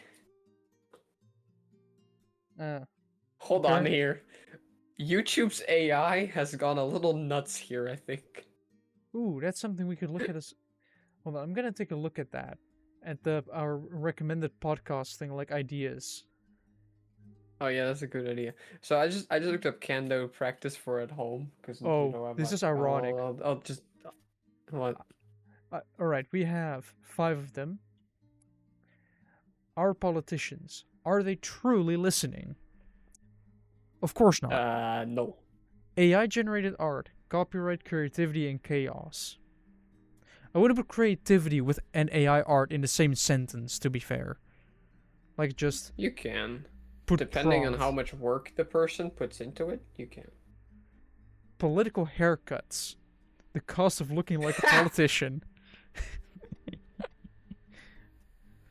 uh, more cars hitting buildings. A societal breakdown? Or forklift license laws. A Dutch reality check. Dude, we talked about that a long ass time ago. Political haircuts. But especially the forklifts. Yes. I still at some point want to get forklift certified. I'm not sure how long you're certified if you do forklift certification. I don't know either. Like, So, it but will I just looked expire. up. I looked up like if I can, now that I have that katana, I'm like, I'll see if I can kind of learn to kind of use it right. Yeah. Um, so you know how when you Google shit, Google gives you that AI thing. Yeah. Okay. I I do not agree with this, and it sounds really stupid. You could practice kendo, so it literally translates to like sword art, I think. Yeah. You can practice kendo at home by focusing on core principles like form, posture, footwork, and breathing, even without a sword. Practice suburi, empty cuts. How do you do that without a sword? Or Just at least a move your stick. hands. Yeah, but that doesn't work, Joel. Wait, and I realized I drank the glass empty again, so I get to do another mark. But like that doesn't work because then you don't know the weight or the balance or if you're even holding your hands in the right position.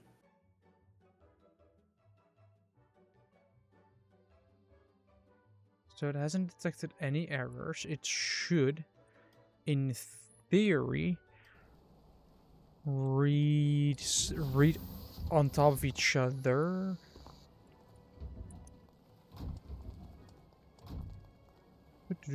Let's run up here again. Let's do this again. Huh?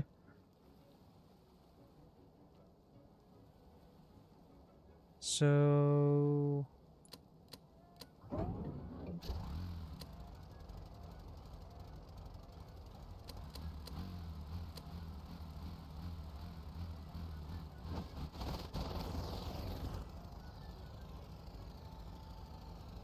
This boat is surprisingly rapid.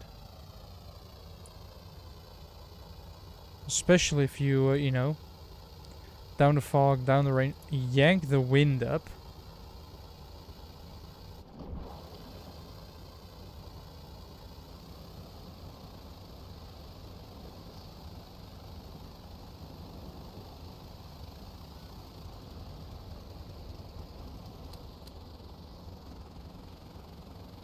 Actually, I should slow down to keep my props in the water.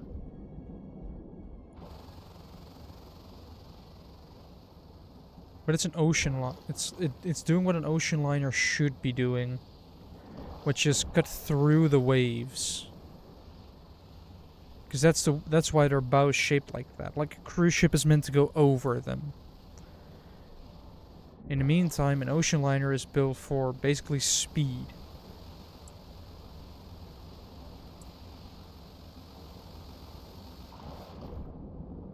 Now I have another issue. What? I would probably need to do this with a video, but I would also need to do it outside. Yeah? I don't think I can play a video outside. Actually, I can. Because that Wi-Fi extender that used to be in my room is now nearly outside the house. Yeah? It's like in the corner, next to a window. Or you maybe get a subscription for your phone as well. No, why'd I do that? So you're, you know, available. I am available. I'm single. You heard it here, chat. Chat.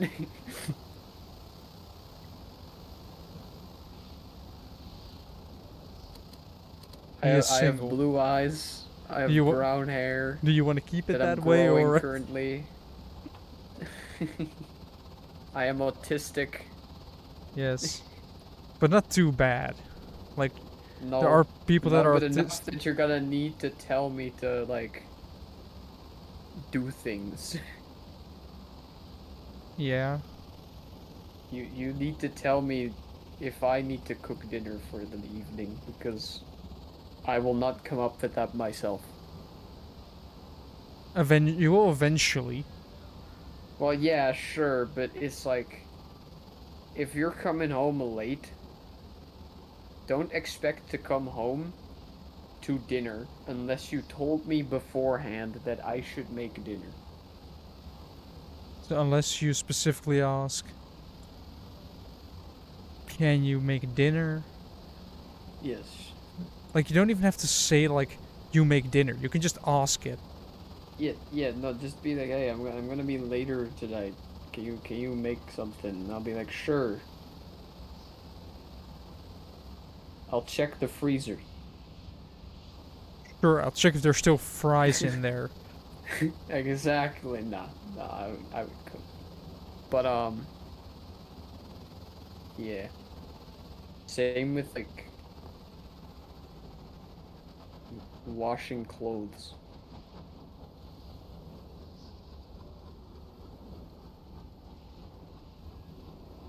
Yeah. Basically, just don't expect anything of me. That's what I'm saying. Just Don't expect anything. anything from me, and you won't be disappointed. That's just setting your expectations incredibly low. All you need to expect from me is that I will live stream games, edit videos, draw.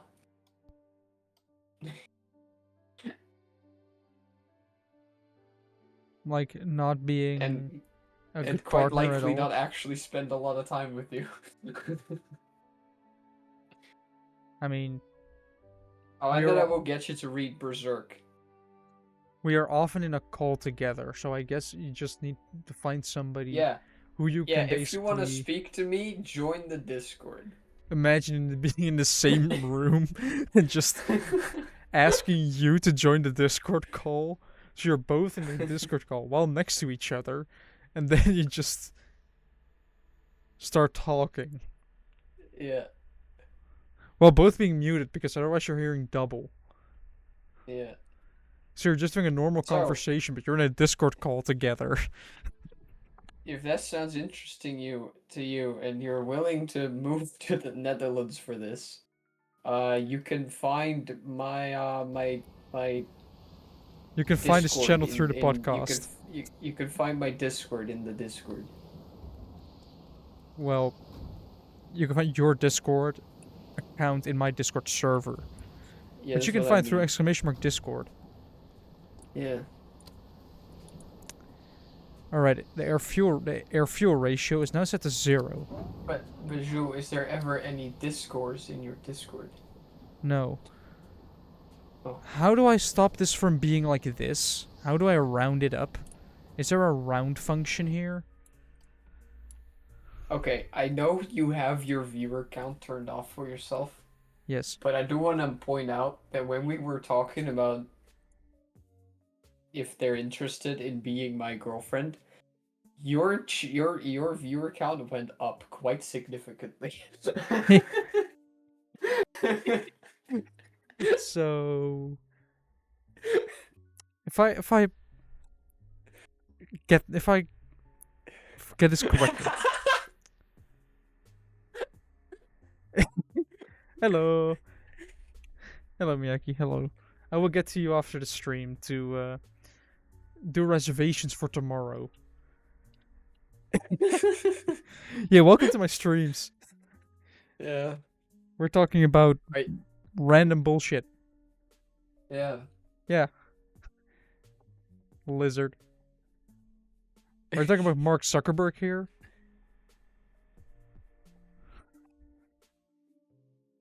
What? How does one round up? Is there a thing to do round up in Lua script? The suck.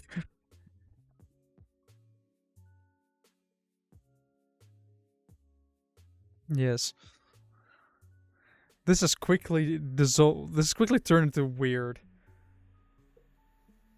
Nice.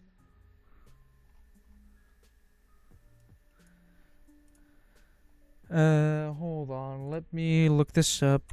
How to round up in Lua. How to round up a number in Lua.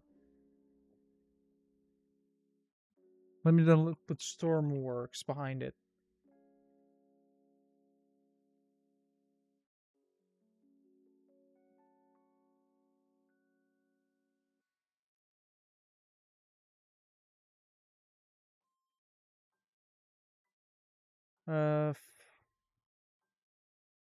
Alright, Reddit is reliable.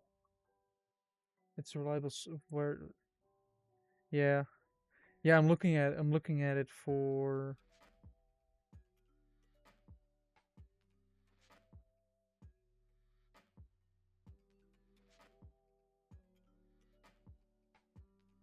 Ah, alright, that... Can I copy that into it? Right, can I... Yes. Oh, wait, I have to do... this. So this is the thing that I need. With this one being the numbers before, this being the numbers after. So it's not seal. Like, that's what first came, but then I looked up Stormworks because I know Stormworks Lua is a little bit different. So you just draws 1.8 then string format. Like, which is this one, I think it's 1.8 string format, and then it draws. Right, so first, let's say like this part is correct. Then I guess this part can be deleted, and this one can be moved back here. This is not the background color, this is the text color. Text color.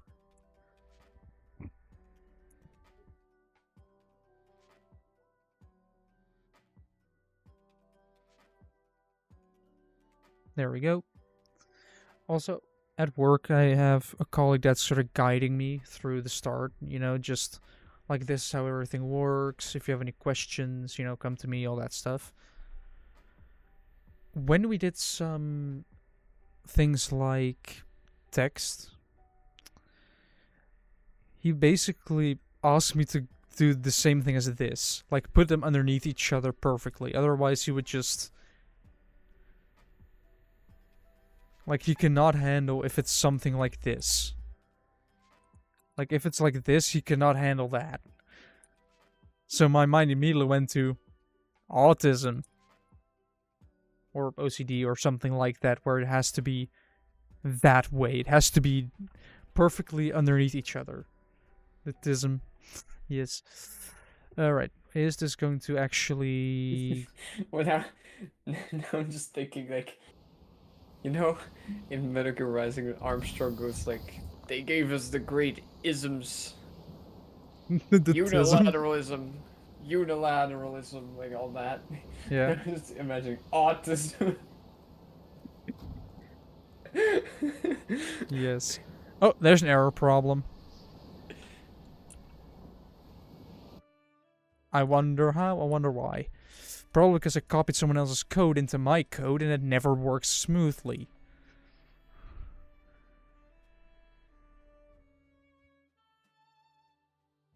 What if I do a V1 here? Like, it puts 3 in front, but I basically need 2, and then it puts... So we're gonna put 2 after.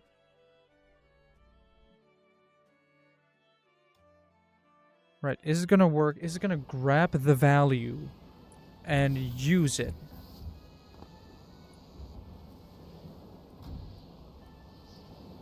Have I set the... Do I still have the wind set to 100? Yes, I do. Actually, let's turn the weather... Oh, it's windy still. Oh, hey. Alright, it's pretty calm now. Let me turn the engine on.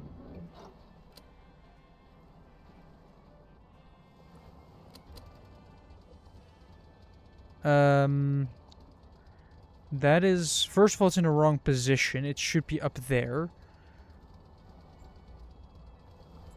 Second of all... What? It's not supposed to be 0.2. Is it actually correct here? Let me check the engine. Oh wait, I can't, because I can't reach the engine anymore, because I blocked it off myself. Alright, let's quickly solve that problem. Wait, I think you can? Can you walk up here? Is this 3 tall? Yes, it is. So you can walk up here. So what if I simply grab this? Grab a pivot.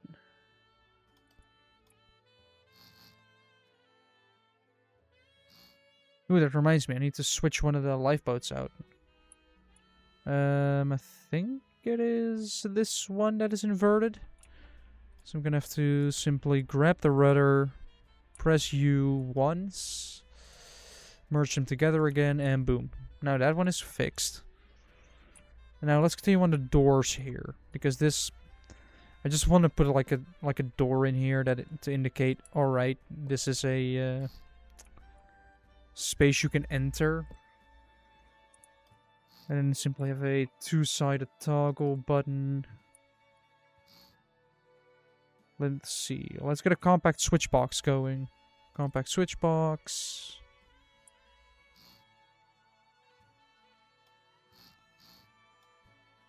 And let's quickly connect it up. See how it's connected with on value being 1, off value being 0. Then we connect that. Then we're not gonna switch everything over to that yet, but yeah, I've good colleague. Like the company is still like I've only been working there for 2 weeks. Like that feels weird.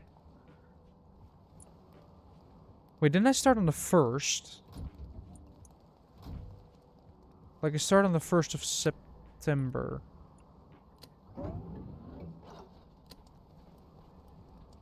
Well, let me actually look at the agenda, because either I'm confused with weeks. Yeah, this was my 3rd week of work, actually.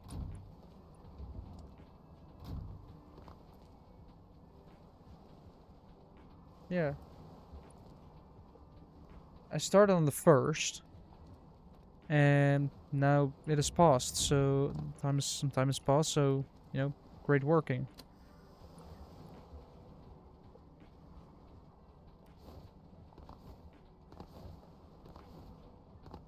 Can I climb, or am I not allowed to climb? Yes, I am. All right. Yeah, it shouldn't read. Oh, I know what it's doing. It's not reading it correctly. Aha. I have to first get the air-fuel ratio going. So then we have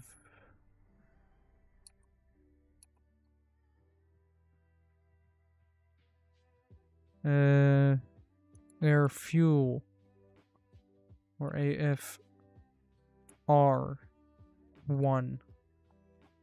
AFR1 equals, because this is just the air volume. We want AFR1, air fuel ratio 1, which is like every ticket calculates the AV. How do you calculate air fuel ratio? It seems that, I mean, it's air to fuel, so you basically divide the two, right? Let me just look that up. How to calculate air fuel ratio.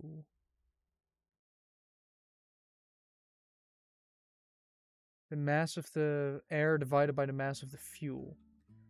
So I guess you just do AV1 divided by FV1.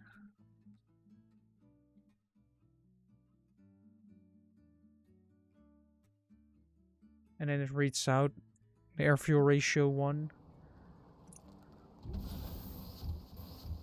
Which should mean that I now have my thing. Jim, you know what's also surprising to me? Oh.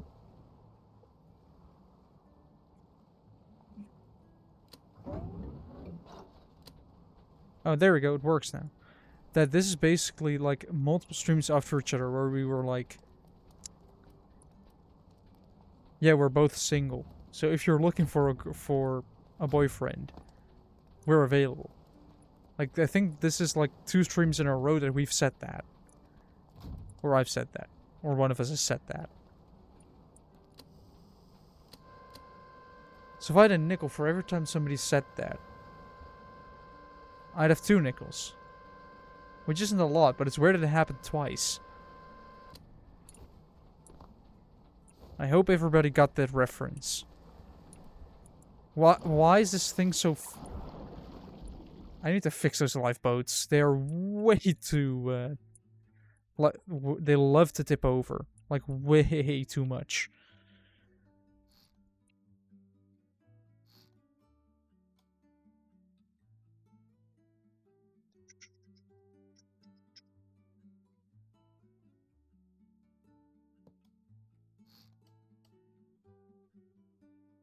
Eh.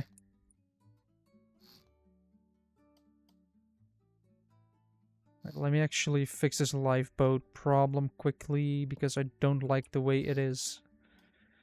Just all floppy. Like it's flopping all over the place. Like you try to get into the lifeboat, and it just throws itself sideways and throws you off. You know, good luck trying to survive if you're not on the lifeboat anymore.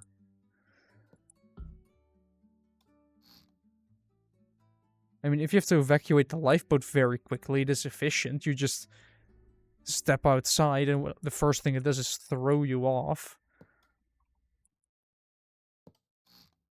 You know, if things don't work, you can also call it an efficient design. Just not with the intended function. The equivalent of, it's not a bug, it's a feature.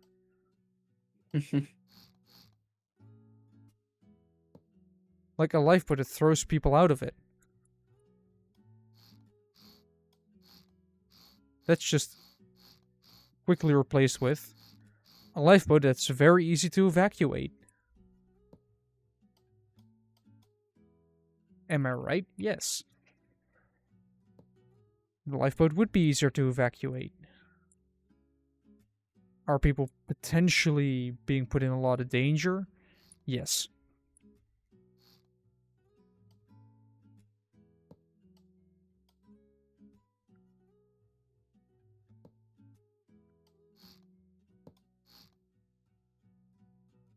Also, Jim, do we know when the shirts are arriving? I have no idea.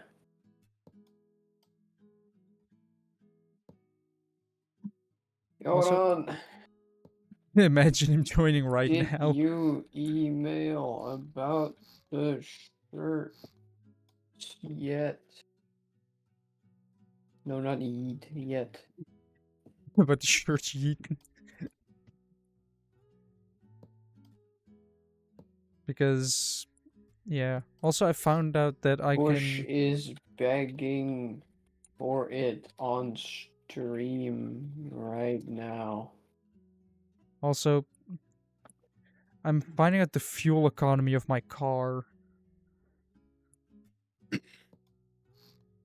And so far, the fuel light hasn't turned on, but it's getting close.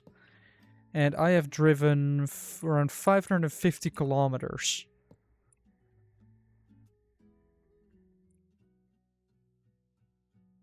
So, I guess for like 80 euros, I can... Wait, it is a 40-liter tank. I can calculate how many... So, I have 530. I definitely know that. We divide it by 40 liters. I've driven 1 in 13. But my tank isn't empty yet. I have maybe like... Let's do 35. Yeah, I've basically driven 1 in 15. Like, that's pretty normal. It's a funky car, but it's a nice car. Like, it just does. Like, you think a Renault Twingo would be quite weak, you know, not really up to the task that modern vehicles are set to. And yet, when you ask something of it, it just does. Like, oh, you want to do 110 to overtake a semi-truck? Here you go. The car will be screaming,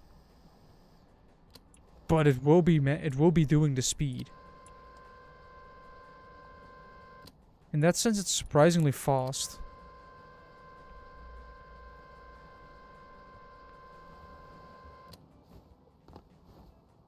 Right, is it more tipping? Like, if I release from its cable.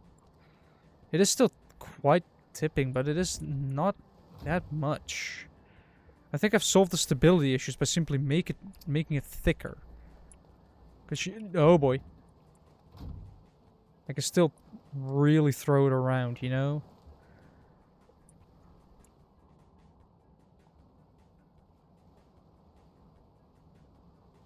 Whee! The lifeboat is moving.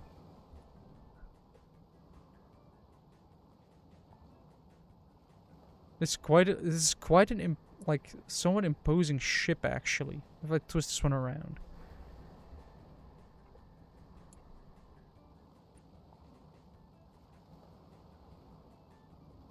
Like if you're like driving near, you suddenly see this or this like just doing its thing.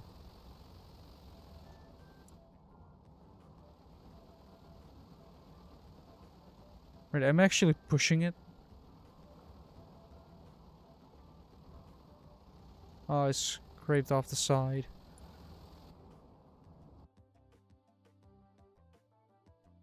Oh yeah. Also, my Thursday next week is gonna be incredible. Because first there would be a meeting in meeting room 1, but the CEO of our parent company is coming, so we got kicked out of that meeting room.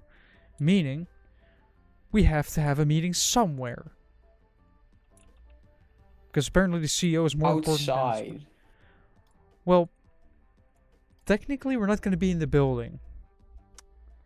We are going to a hotel. We're going to a meeting room in a hotel. Okay. You know, that could be fancier than whatever that CEO is getting. Well, it is Van der Valk, so we're also gonna have lunch. We're basically going to go to a hotel to have a meeting.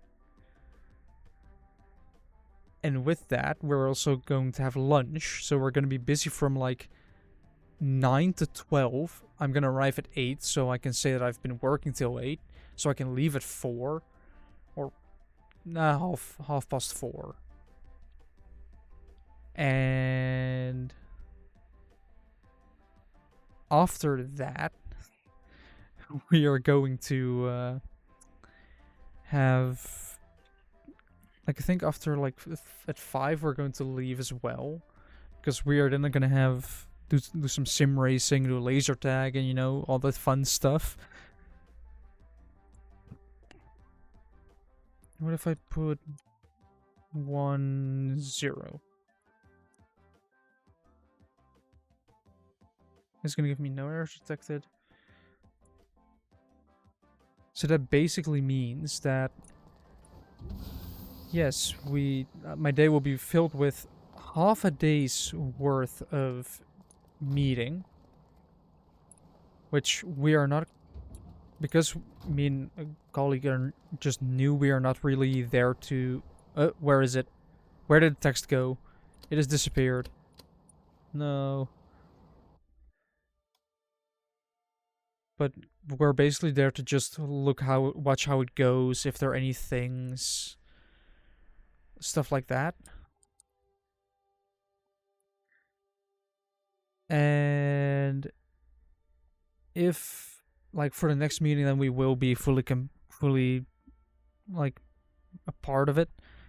So basically, because it starts at 9, for 3 hours, I'm just gonna be listening, and after that, we're gonna have to all travel back to the company again, which is like half an hour worth of driving. So I arrive with my car. I have to drive then another half hour. Oh boy. Guess what I get to do?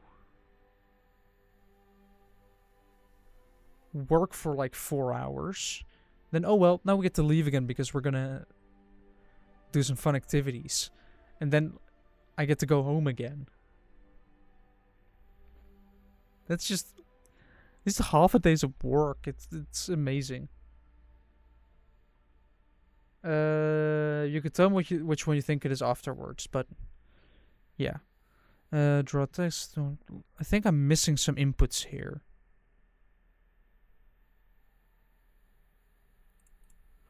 Like, I think the width, like, I'm missing the width and the 6 here. And the -1, 0.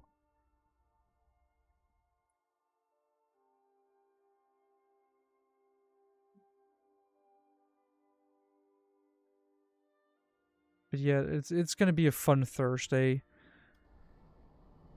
And then we have the Friday, Friday is always a nice day for my stomach, because that means we get to eat, like, instead of the lunch I make at home, we go to a, oh boy, arithmetic on a string value. Something is going wrong, yay. Like, I don't want it underneath, I want it next to it. Yes. What if I simply remove these? Because that's the thing. Like, I have that Friday, which is just snack day, where we go and we go and get fries and stuff. And then that Monday is basically gonna be...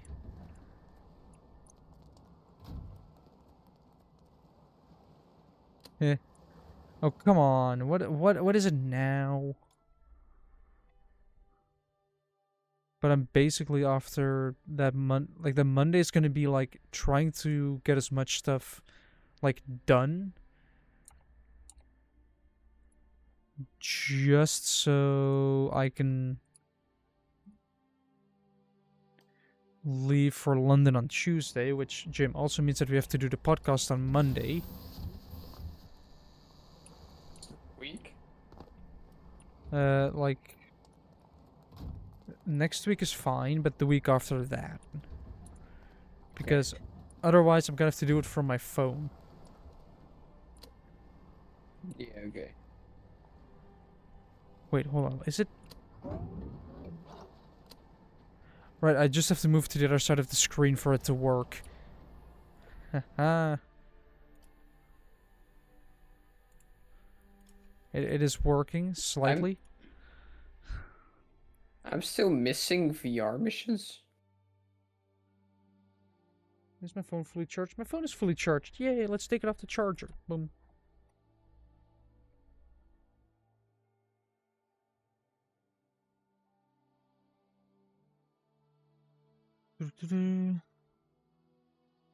Well, so I see Freddy's, and the first thing that comes to mind is Finance at Freddy's, of course. Then I look slightly to my left, to a can.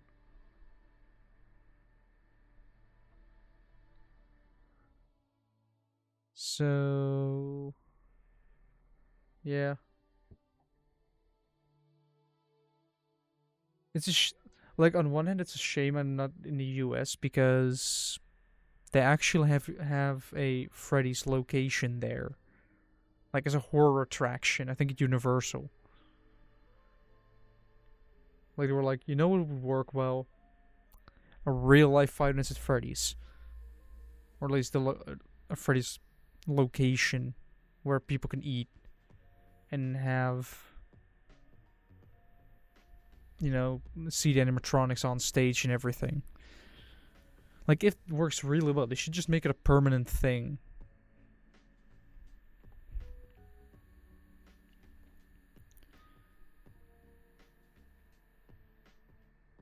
Like, if either these parameters are omitted, text will be drawn top left by default. Text will automatically -1 to 1, left to right, top to bottom. So left to right. So this has to be 1. So I just have to put behind. I just have to put a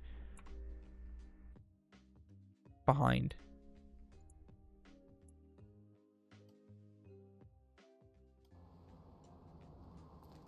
Like, of course, if we like a Freddy's like as a chain wouldn't work.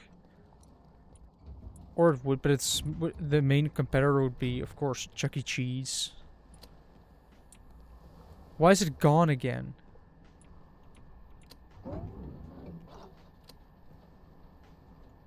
Where did it go? Why? Where? How?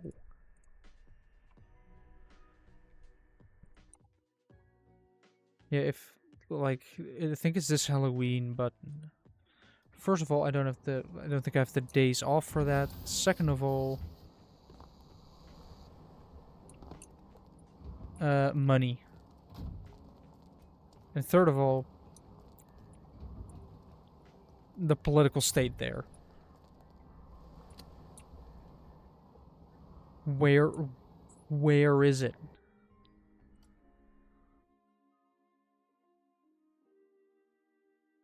All of toes.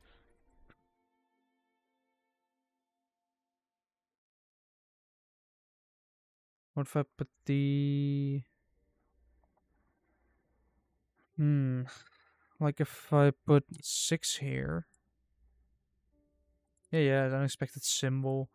Like that's... It's really annoying to me that Stormworks doesn't have a testing environment for logic. Perfect.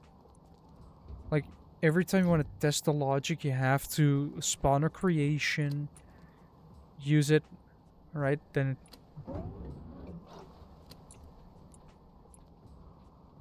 it's underneath there. I don't want it underneath there. I want it to be all the way, I guess what I could do is, because it's 32, right? I guess what I could do is just say 1 as well, and then just put like 20 here. So it starts at 20, and then it starts at 1. Creations. So I can have, like, a green with pink text screen. Right, how far along is it? So it is right there, so that's 20. So... how? Like, what is the result of the life hack? Infinite air miles or something?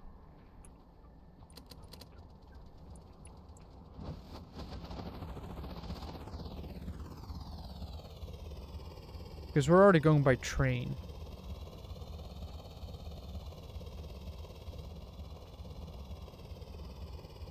Huh.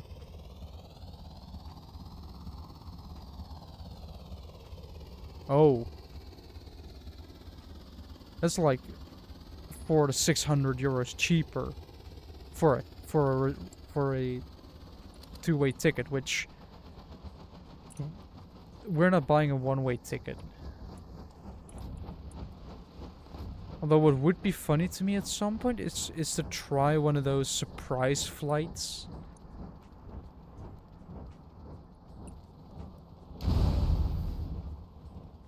Like, you know those flights where they just basically surprise you with the location? Like, you're going somewhere. Ooh, nice.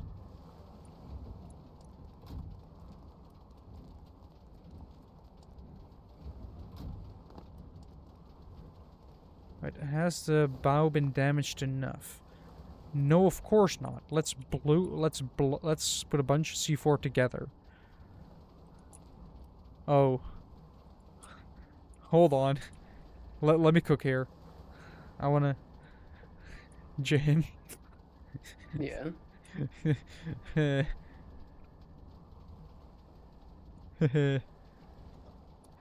That is multiple C4. All stacked on top of each other. I might want to leave this area.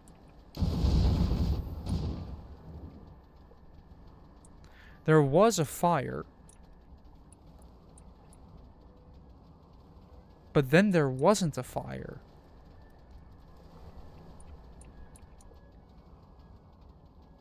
You wanna know why the fire isn't a fire anymore? Because the ship's flooding. Like, that's the trick. You simply flood the ship. Right, let's drop the lifeboats then. Or one of the lifeboats. By simply lowering them into the water. Gently. Then falling next to it. But no worries, you can get onto it again. Then taking this rope. Open up the hatch. Jump in.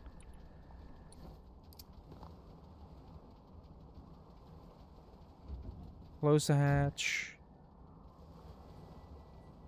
And, you know, back up out of there. Because she is going nose first.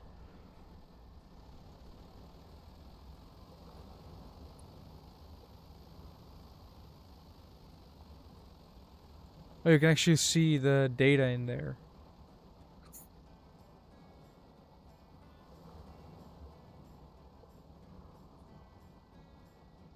Oh, it's doing a Titanic. It's leaking.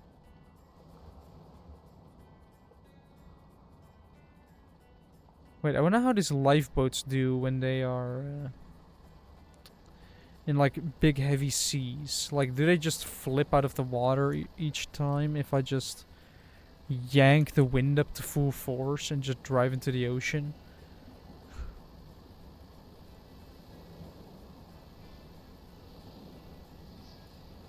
Whee! Oh, it automatically rights itself. This is a well-designed, round, pill-shaped craft that loves to tip itself over. Yes, thank you very much. I guess for these big waves, it is just too powerful.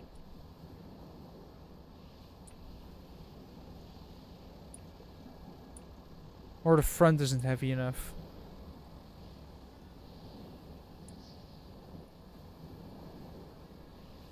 And it's getting tossed around. Like, this is not a comfortable lifeboat to be in. Is that a box that I saw?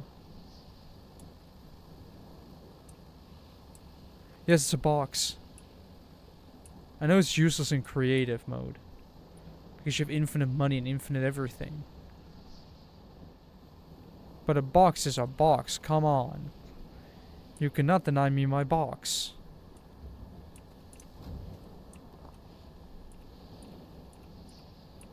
Close the hatch. Where's the box? There.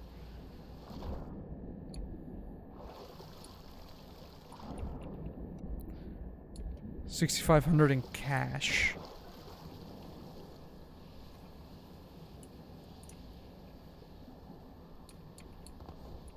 No, don't push it away. Jump onto it.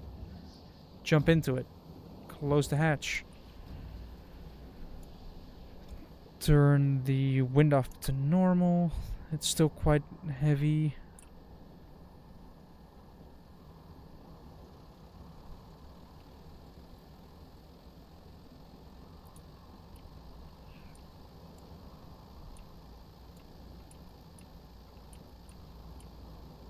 I think it found an equilibrium where it's semi-afloat. Although I feel like I should also put venting in there. And vent, like, just behind the stack.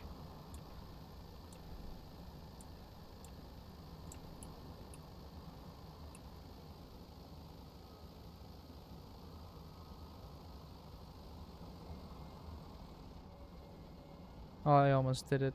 Come on.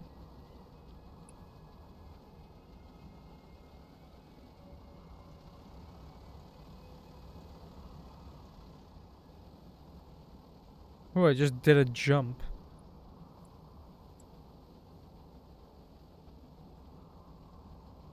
Alright, alright. Move forward, hit the bridge. Which usually shouldn't be, like, possible at all.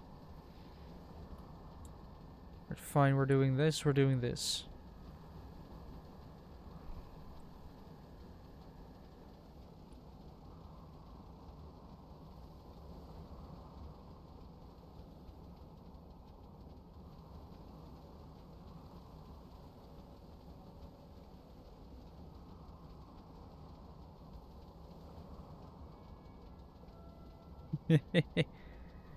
Wee.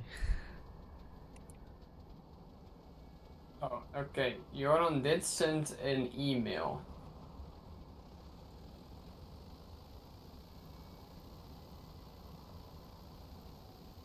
Yeah, but did it do anything with said email? Because, you know, some companies tend to do something with it. Some companies just love to ignore your emails.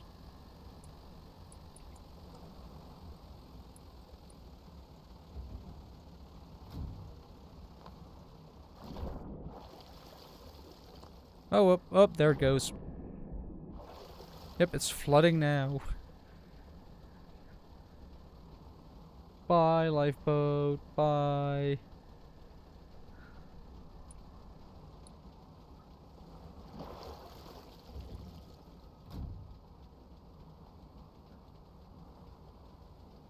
It's gonna get flooded away eventually, right?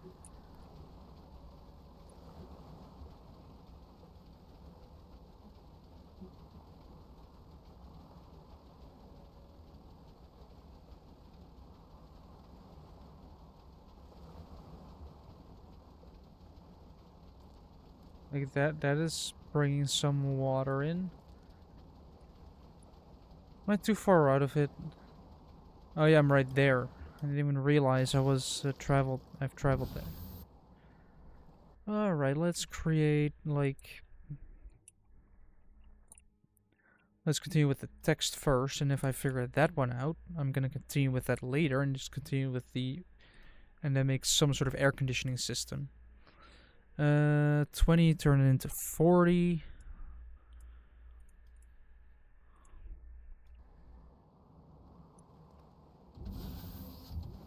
Yes, I know ads. I can see it. Because advertisements.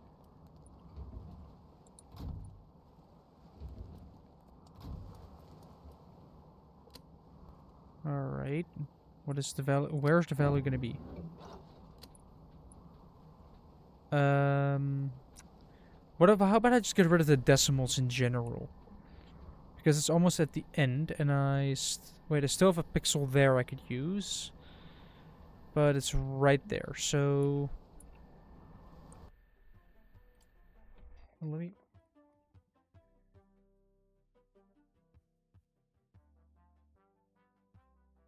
My fan was making an annoying noise, so I just kept hitting it pushing it around until it stopped making the annoying noise. Because I am an engineer. I solve practical problems. Like a fan that makes an annoying noise. When I make the annoying noise go away. Also, I realize my car shakes a lot more when I have my air conditioning turned on. Like if I'm idling my car at a traffic light with my AC on, which occasionally happens, the car will shake a lot more than if it were to, you know, be turned off. Which makes me think that the air conditioning is a little bit tired. Right, if I put 0 there, so I move that a little bit there, and then I make this 50.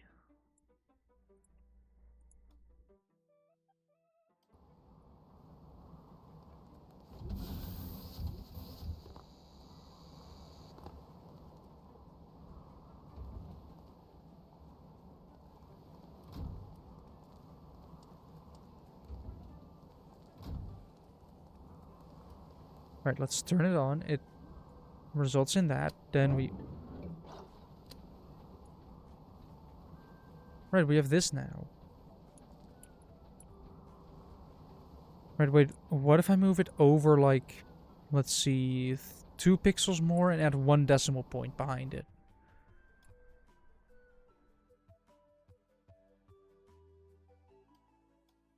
Like, this is what coding with visuals is like.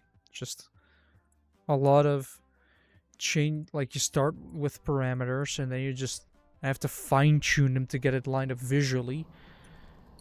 And if things are pixel off, you will notice that, so you have to get it pixel perfect. Annoying, but manageable. Alright, let's see. Press the button. Press this button. And... balls. It is not on there at all. And I could think I could get it, like, away with a pixel? Maybe?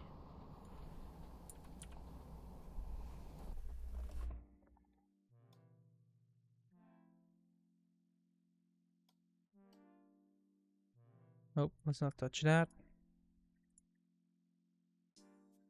47. Also, what if I bring these to 0? Like, start all the way in the corner. Because, you know, to get extra screen space. Because 2 pixels are 2 pixels.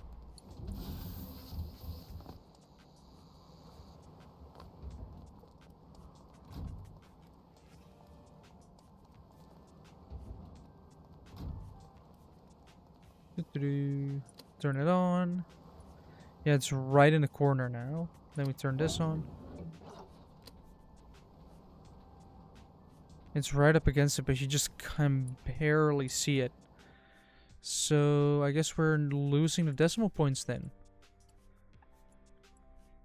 Although we'll put a no. One. I will put a 1 there, and I will turn this to 50 again. Well, I'll turn this to 0. So that is the first line. Then we copy and slap underneath and say paste.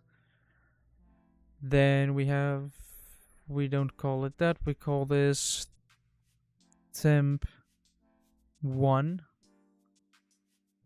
Then it draws like this. It needs to be like 6. Then draw text 50 string format. Call this T1. And I guess I need to copy this a couple more times. Make everything 2. And 3.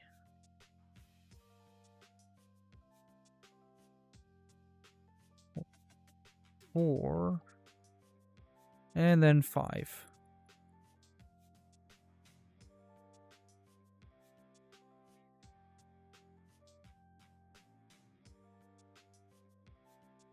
This should now, in theory... Wait, I didn't specify it to do with there, so it's just... oh boy. But if I'm using 2 and I can fit like 2 per, which I have 5 cylinders, which means 10. Yeah, temps are overlapping. Damn it. I don't want the temperatures, I don't want the values overlapping, so that is somewhere in here where it says 0, where it should say 6. Or maybe it should, yeah, we're gonna first do 6, see if that works, and if that's still too close, then we move up to 7. And if it doesn't really fit all 10 of them, then I'll just have to get a 2x3 and keep stacking them until everything's visible.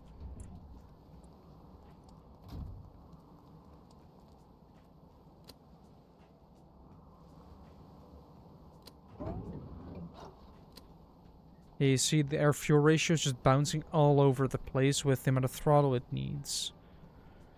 Like if it adds more throttle, the air fuel ratio will spike. Or will drop, and then it will rise again. Drop and rise and drop and rise. Right now, when I push it, it goes to 4. It sticks to 14.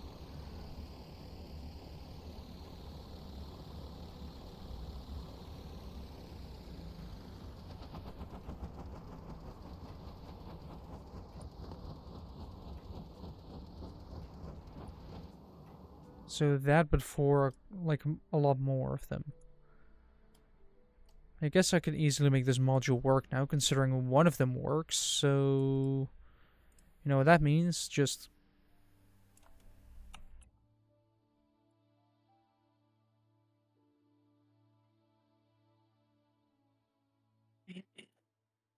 no, wait, I used tab for that.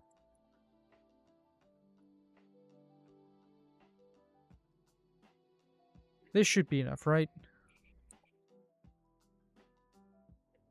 Where you grab 2 and you grab T2 and then you grab 3, then you grab 3, then you grab 4, and then you grab 4, and then you grab 5, and then you grab 5.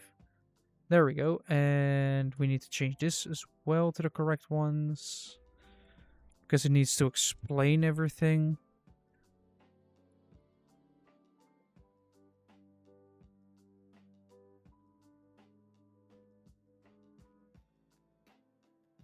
And then we do steps of 6. So this one will be 12. This one will be 18. This one plus 6, 24. This one is 30. This is 36. This one is 42. 48. And 54.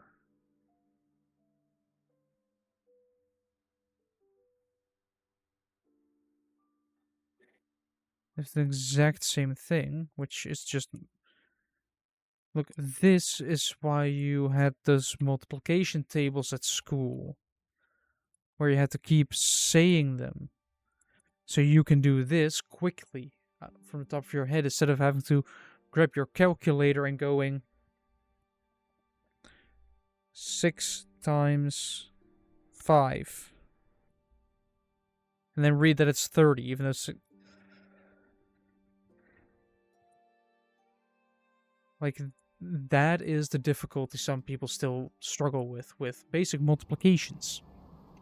Like, of course, if you're doing advanced multiplications where you get big numbers, then yes, but from 0 to 10, if you've been to school in the Netherlands as from a child, see, it fits perfectly on there.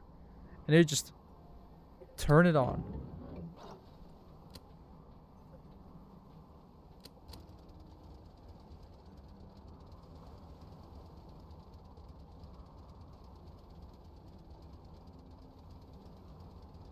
Seems to be overcompensating a lot.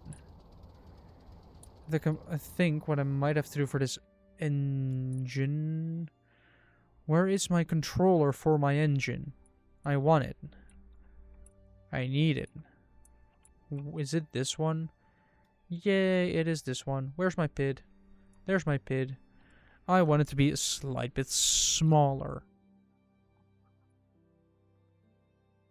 Because it keeps overshooting, and I feel like if I allow it to rev with smaller increments, it can really just... Like, the rev will be slower, but it's a big engine, you know? It can afford it. Like, it has a flywheel attached to it as well. That will catch up any of the stuff. Like, see? It's stabilized perfectly. And if I rev it a little bit, it should pretty much stabilize rather quickly.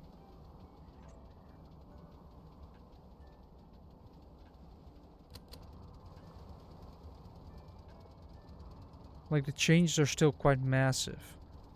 But as you can see, it is all across the same across the board.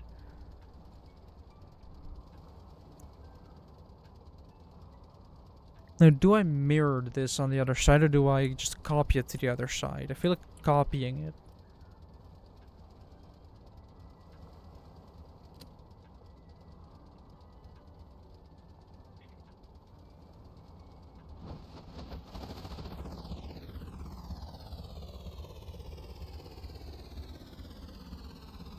At least some of the turning radius. And now it perfectly goes to 14 again. Wait, alright, where does this plane have... Where does it have an emergency location? There. How far away is that? I have the fuel for that.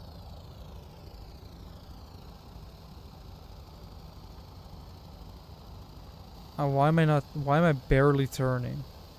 There we go.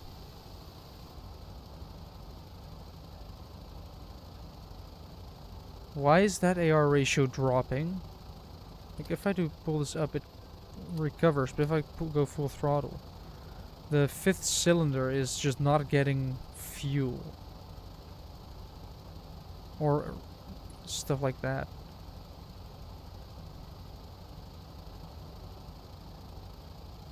Boy, why are we listing like that? Oh, we're going over a wave.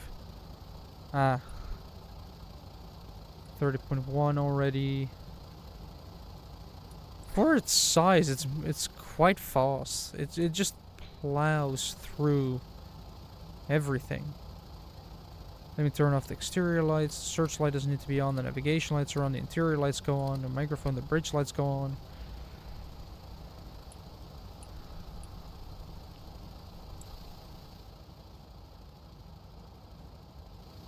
I could also move the lifeboats a little bit further forward, but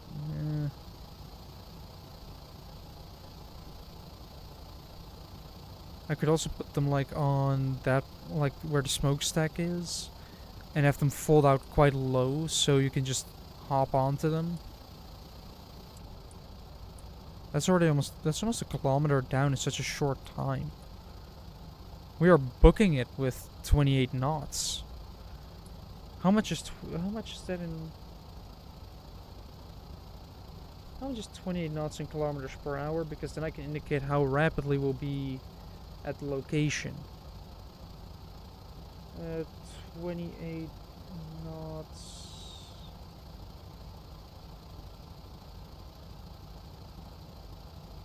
50 kilometers per hour. That will take forever to reach that spot. So we're not doing that. Would be a fun thing to see if I can rescue something with this boat, but nah, ain't it. So it works. It's functional. I'm thinking I'm gonna change the background color to be like very black though. Because currently it's at 5 and it's this little green. It's green, but I kind of want it little green. Because it's purple text. Because I randomized the color for the text. And it turned out pink. That's why I have pink text. Pretty much. Alright, now we have that. We save it. We then turn symmetry mode off. We grab this controller. Slap it there. Grab input. Wait, this is 5. 5 is here. 4 is here. 5 is there. 3 is there. 2 is there. 1 is there.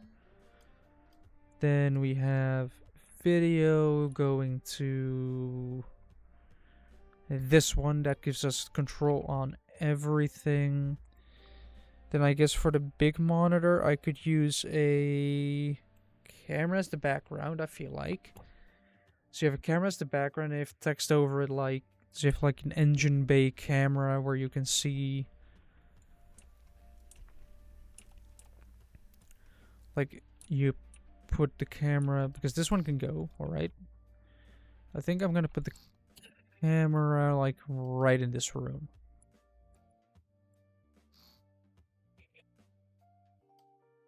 And that will connect to a controller which will give me fuel, the consumption of fuel. The engine temperature is not necessary. Battery level. I guess, can you get the state of charge out of a generator, actually? Where's my generator? I sure am. Oh, wait, it's all of these, right? Or not? How am I generating my electricity?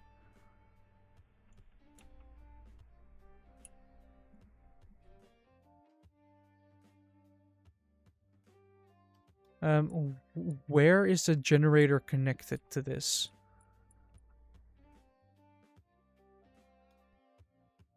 Because these are all starters. These are all... Oh, these are the alternators. Oh, yeah. That would do the trick, wouldn't it? Fresh water in the coolant. Let's also make a small start on the pressure air conditioning system type thing, where it's basically just a bunch of pipes running through the ship dictating. It could basically have a complex system that has pressures and a bunch of pumps, which would in theory be excellent for flooding. Like, oh no, there is water in your boat. Hold on, let me push air into that enclosed space and prevent further flooding with added pressure. And I guess can get that pressure from the exhaust. It would just be dangerous. Just inhale exhaust fumes. But it would mean I would probably have to make a door here. Like, should I make... I think I can make a door out of this.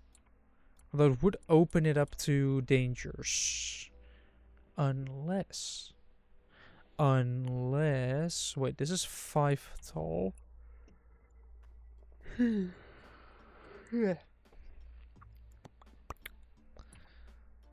This is... If I go for, like...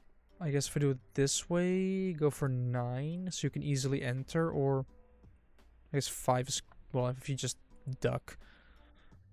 And I make a door on the inside that is right here and has 5. Oh, that makes this one a nightmare. Of course. It makes the fueling a nightmare. Or is it? It's not fueling at all, is it? No, it's not fuel. It's exhaust. And intake. So can I or can I not? Because that one goes straight. That is the air intake. Minimum.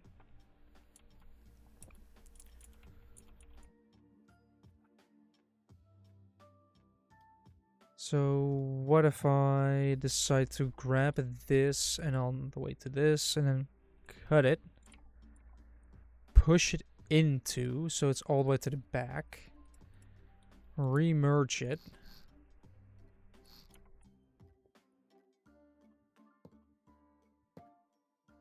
reconnect at the top here, and then reconnect at the bottom here through more pipes. 1, 2, 3. There. There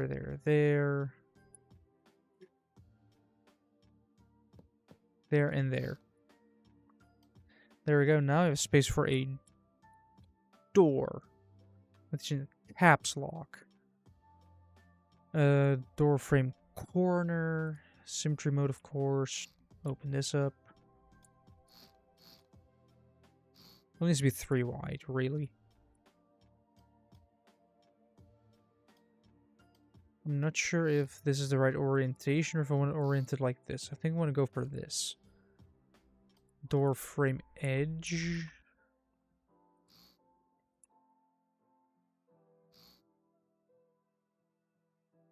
I don't think I can add a frame controller to it, which is just a lock, I think. Yeah, lock seal.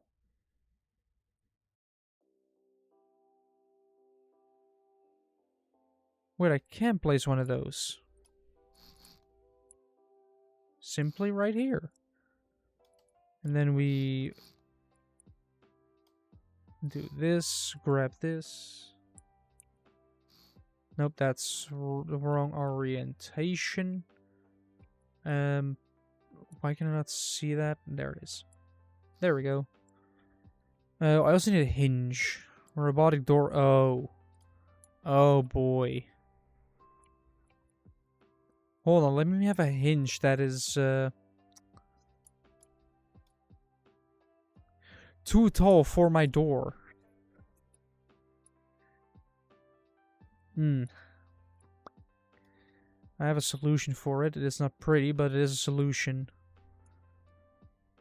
Grab the door, pull the door forward, and merge it back together. Fix the floor, otherwise it's going to be a really bad leak.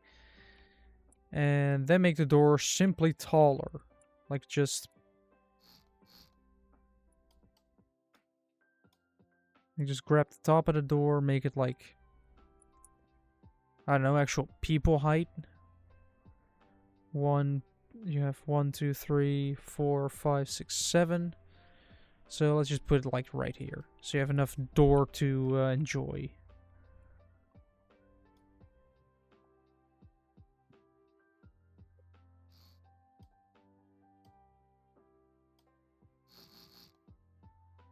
Then we install the hinge.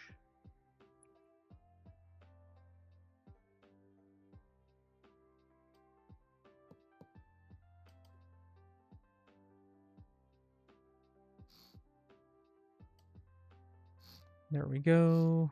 Then we need a door, panel, corner. I can remember when I was only making these doors before figuring out that not all compartments need to be watertight. I feel like every Stormworker is going through that phase at some point where it's like every little compartment needs to be completely sealed at all times. When it really doesn't. Like, do you need to seal? Like, Forrest, this is important. This is a bigger compartment, so it needs a seal.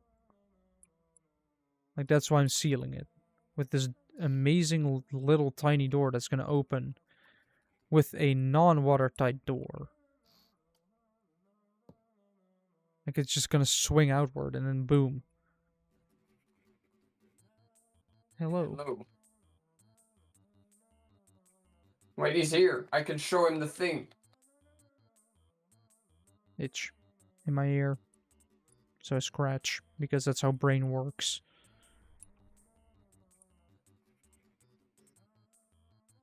He's here, but he's awfully silent.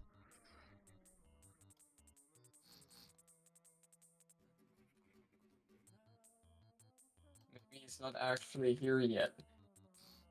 Or his microphone isn't working like last time. Nah, that would never happen. You're saying that as if it would never happen. When in reality, we both know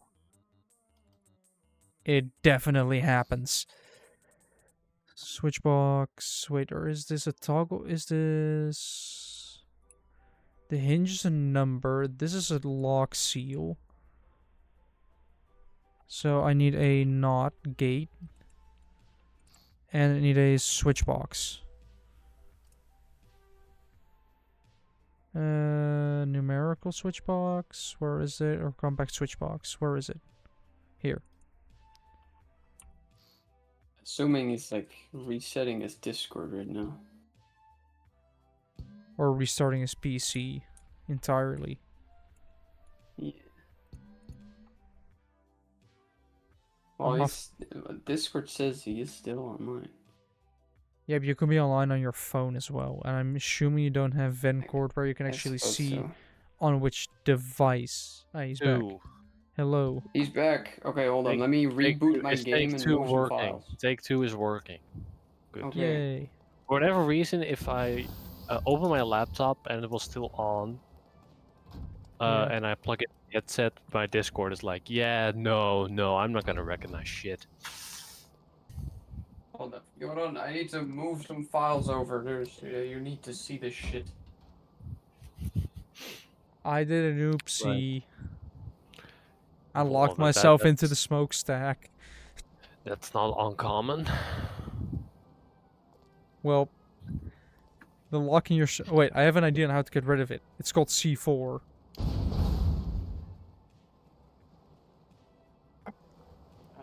Right. It Do I have actually worked.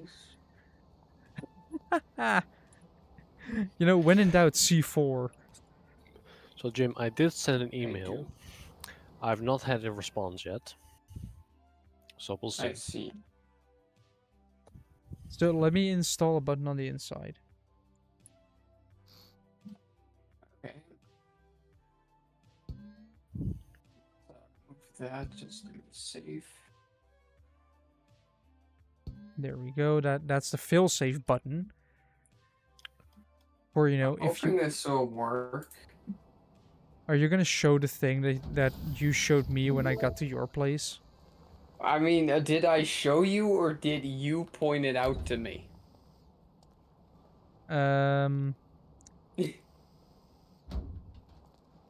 It's loud again. I It's not know. as loud as when I launch it, to be fair. Like, now it's I'm completely hoping sealed. this is just going to work. So this will be the... Why does Discord say you were on your phone? Why does Discord say I'm on my phone? This will be the, like, the air Okay, now it conditioning doesn't. stuff, Okay, so let you me- can... It didn't work. It didn't work. Hold on. Shit. That means you need to hold on. Something isn't right here. Let me turn the engine on. Is it in a different Uh, costume? Oh, actually, yeah, it is, because I remember what costume it is supposed to be now. Oh yeah, I also casually tried to 100% this game. there's something wrong, and it's... I got all the arms. I got all the enemy left arms.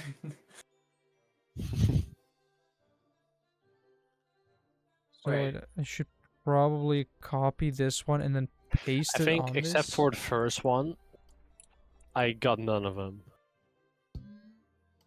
Hold on, it's not working for some reason. Which means this one needs to be connected and the video needs to be connected.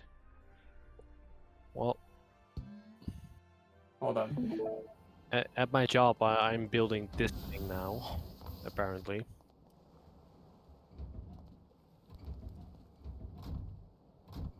At least, well, Oh, this that's is the nice. bottom of the thing.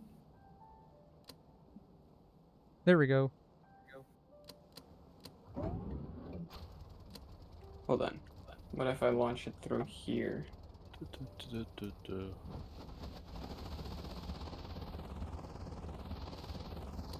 14, moving up Otherwise, to 12. I'll try the other version of the mod, but because I know that one works, but I want this version to work.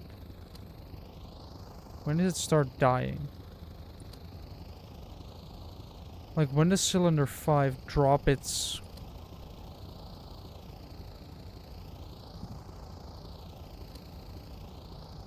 Okay, it just doesn't. Why does this version just not work? What is this?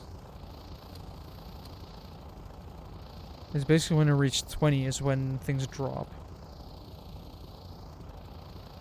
Fine, I use the other version, but it would have been funnier to have this version. Yeah, I'm going to deafen myself on Discord real quick by pressing a pedal, then pressing a button, because due to time constraints and me running out of motivation, I'm going to be ending here soon. But I did some LUA script today at least, and it actually works. It was a bit of a struggle, but it's working now.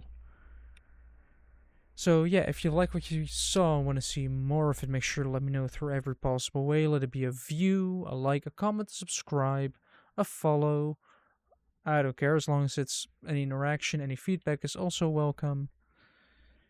And yeah, next stream will be Friday. Well, not Friday.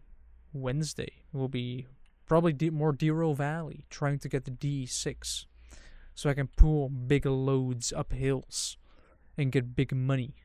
So I can use big money to get more licenses and get the demonstrator engines running. So then I can make more money and actually modify the locomotive without fear of losing everything. And yeah. I wish everybody a very pleasant evening, night, morning, or afternoon. And for me, goodbye.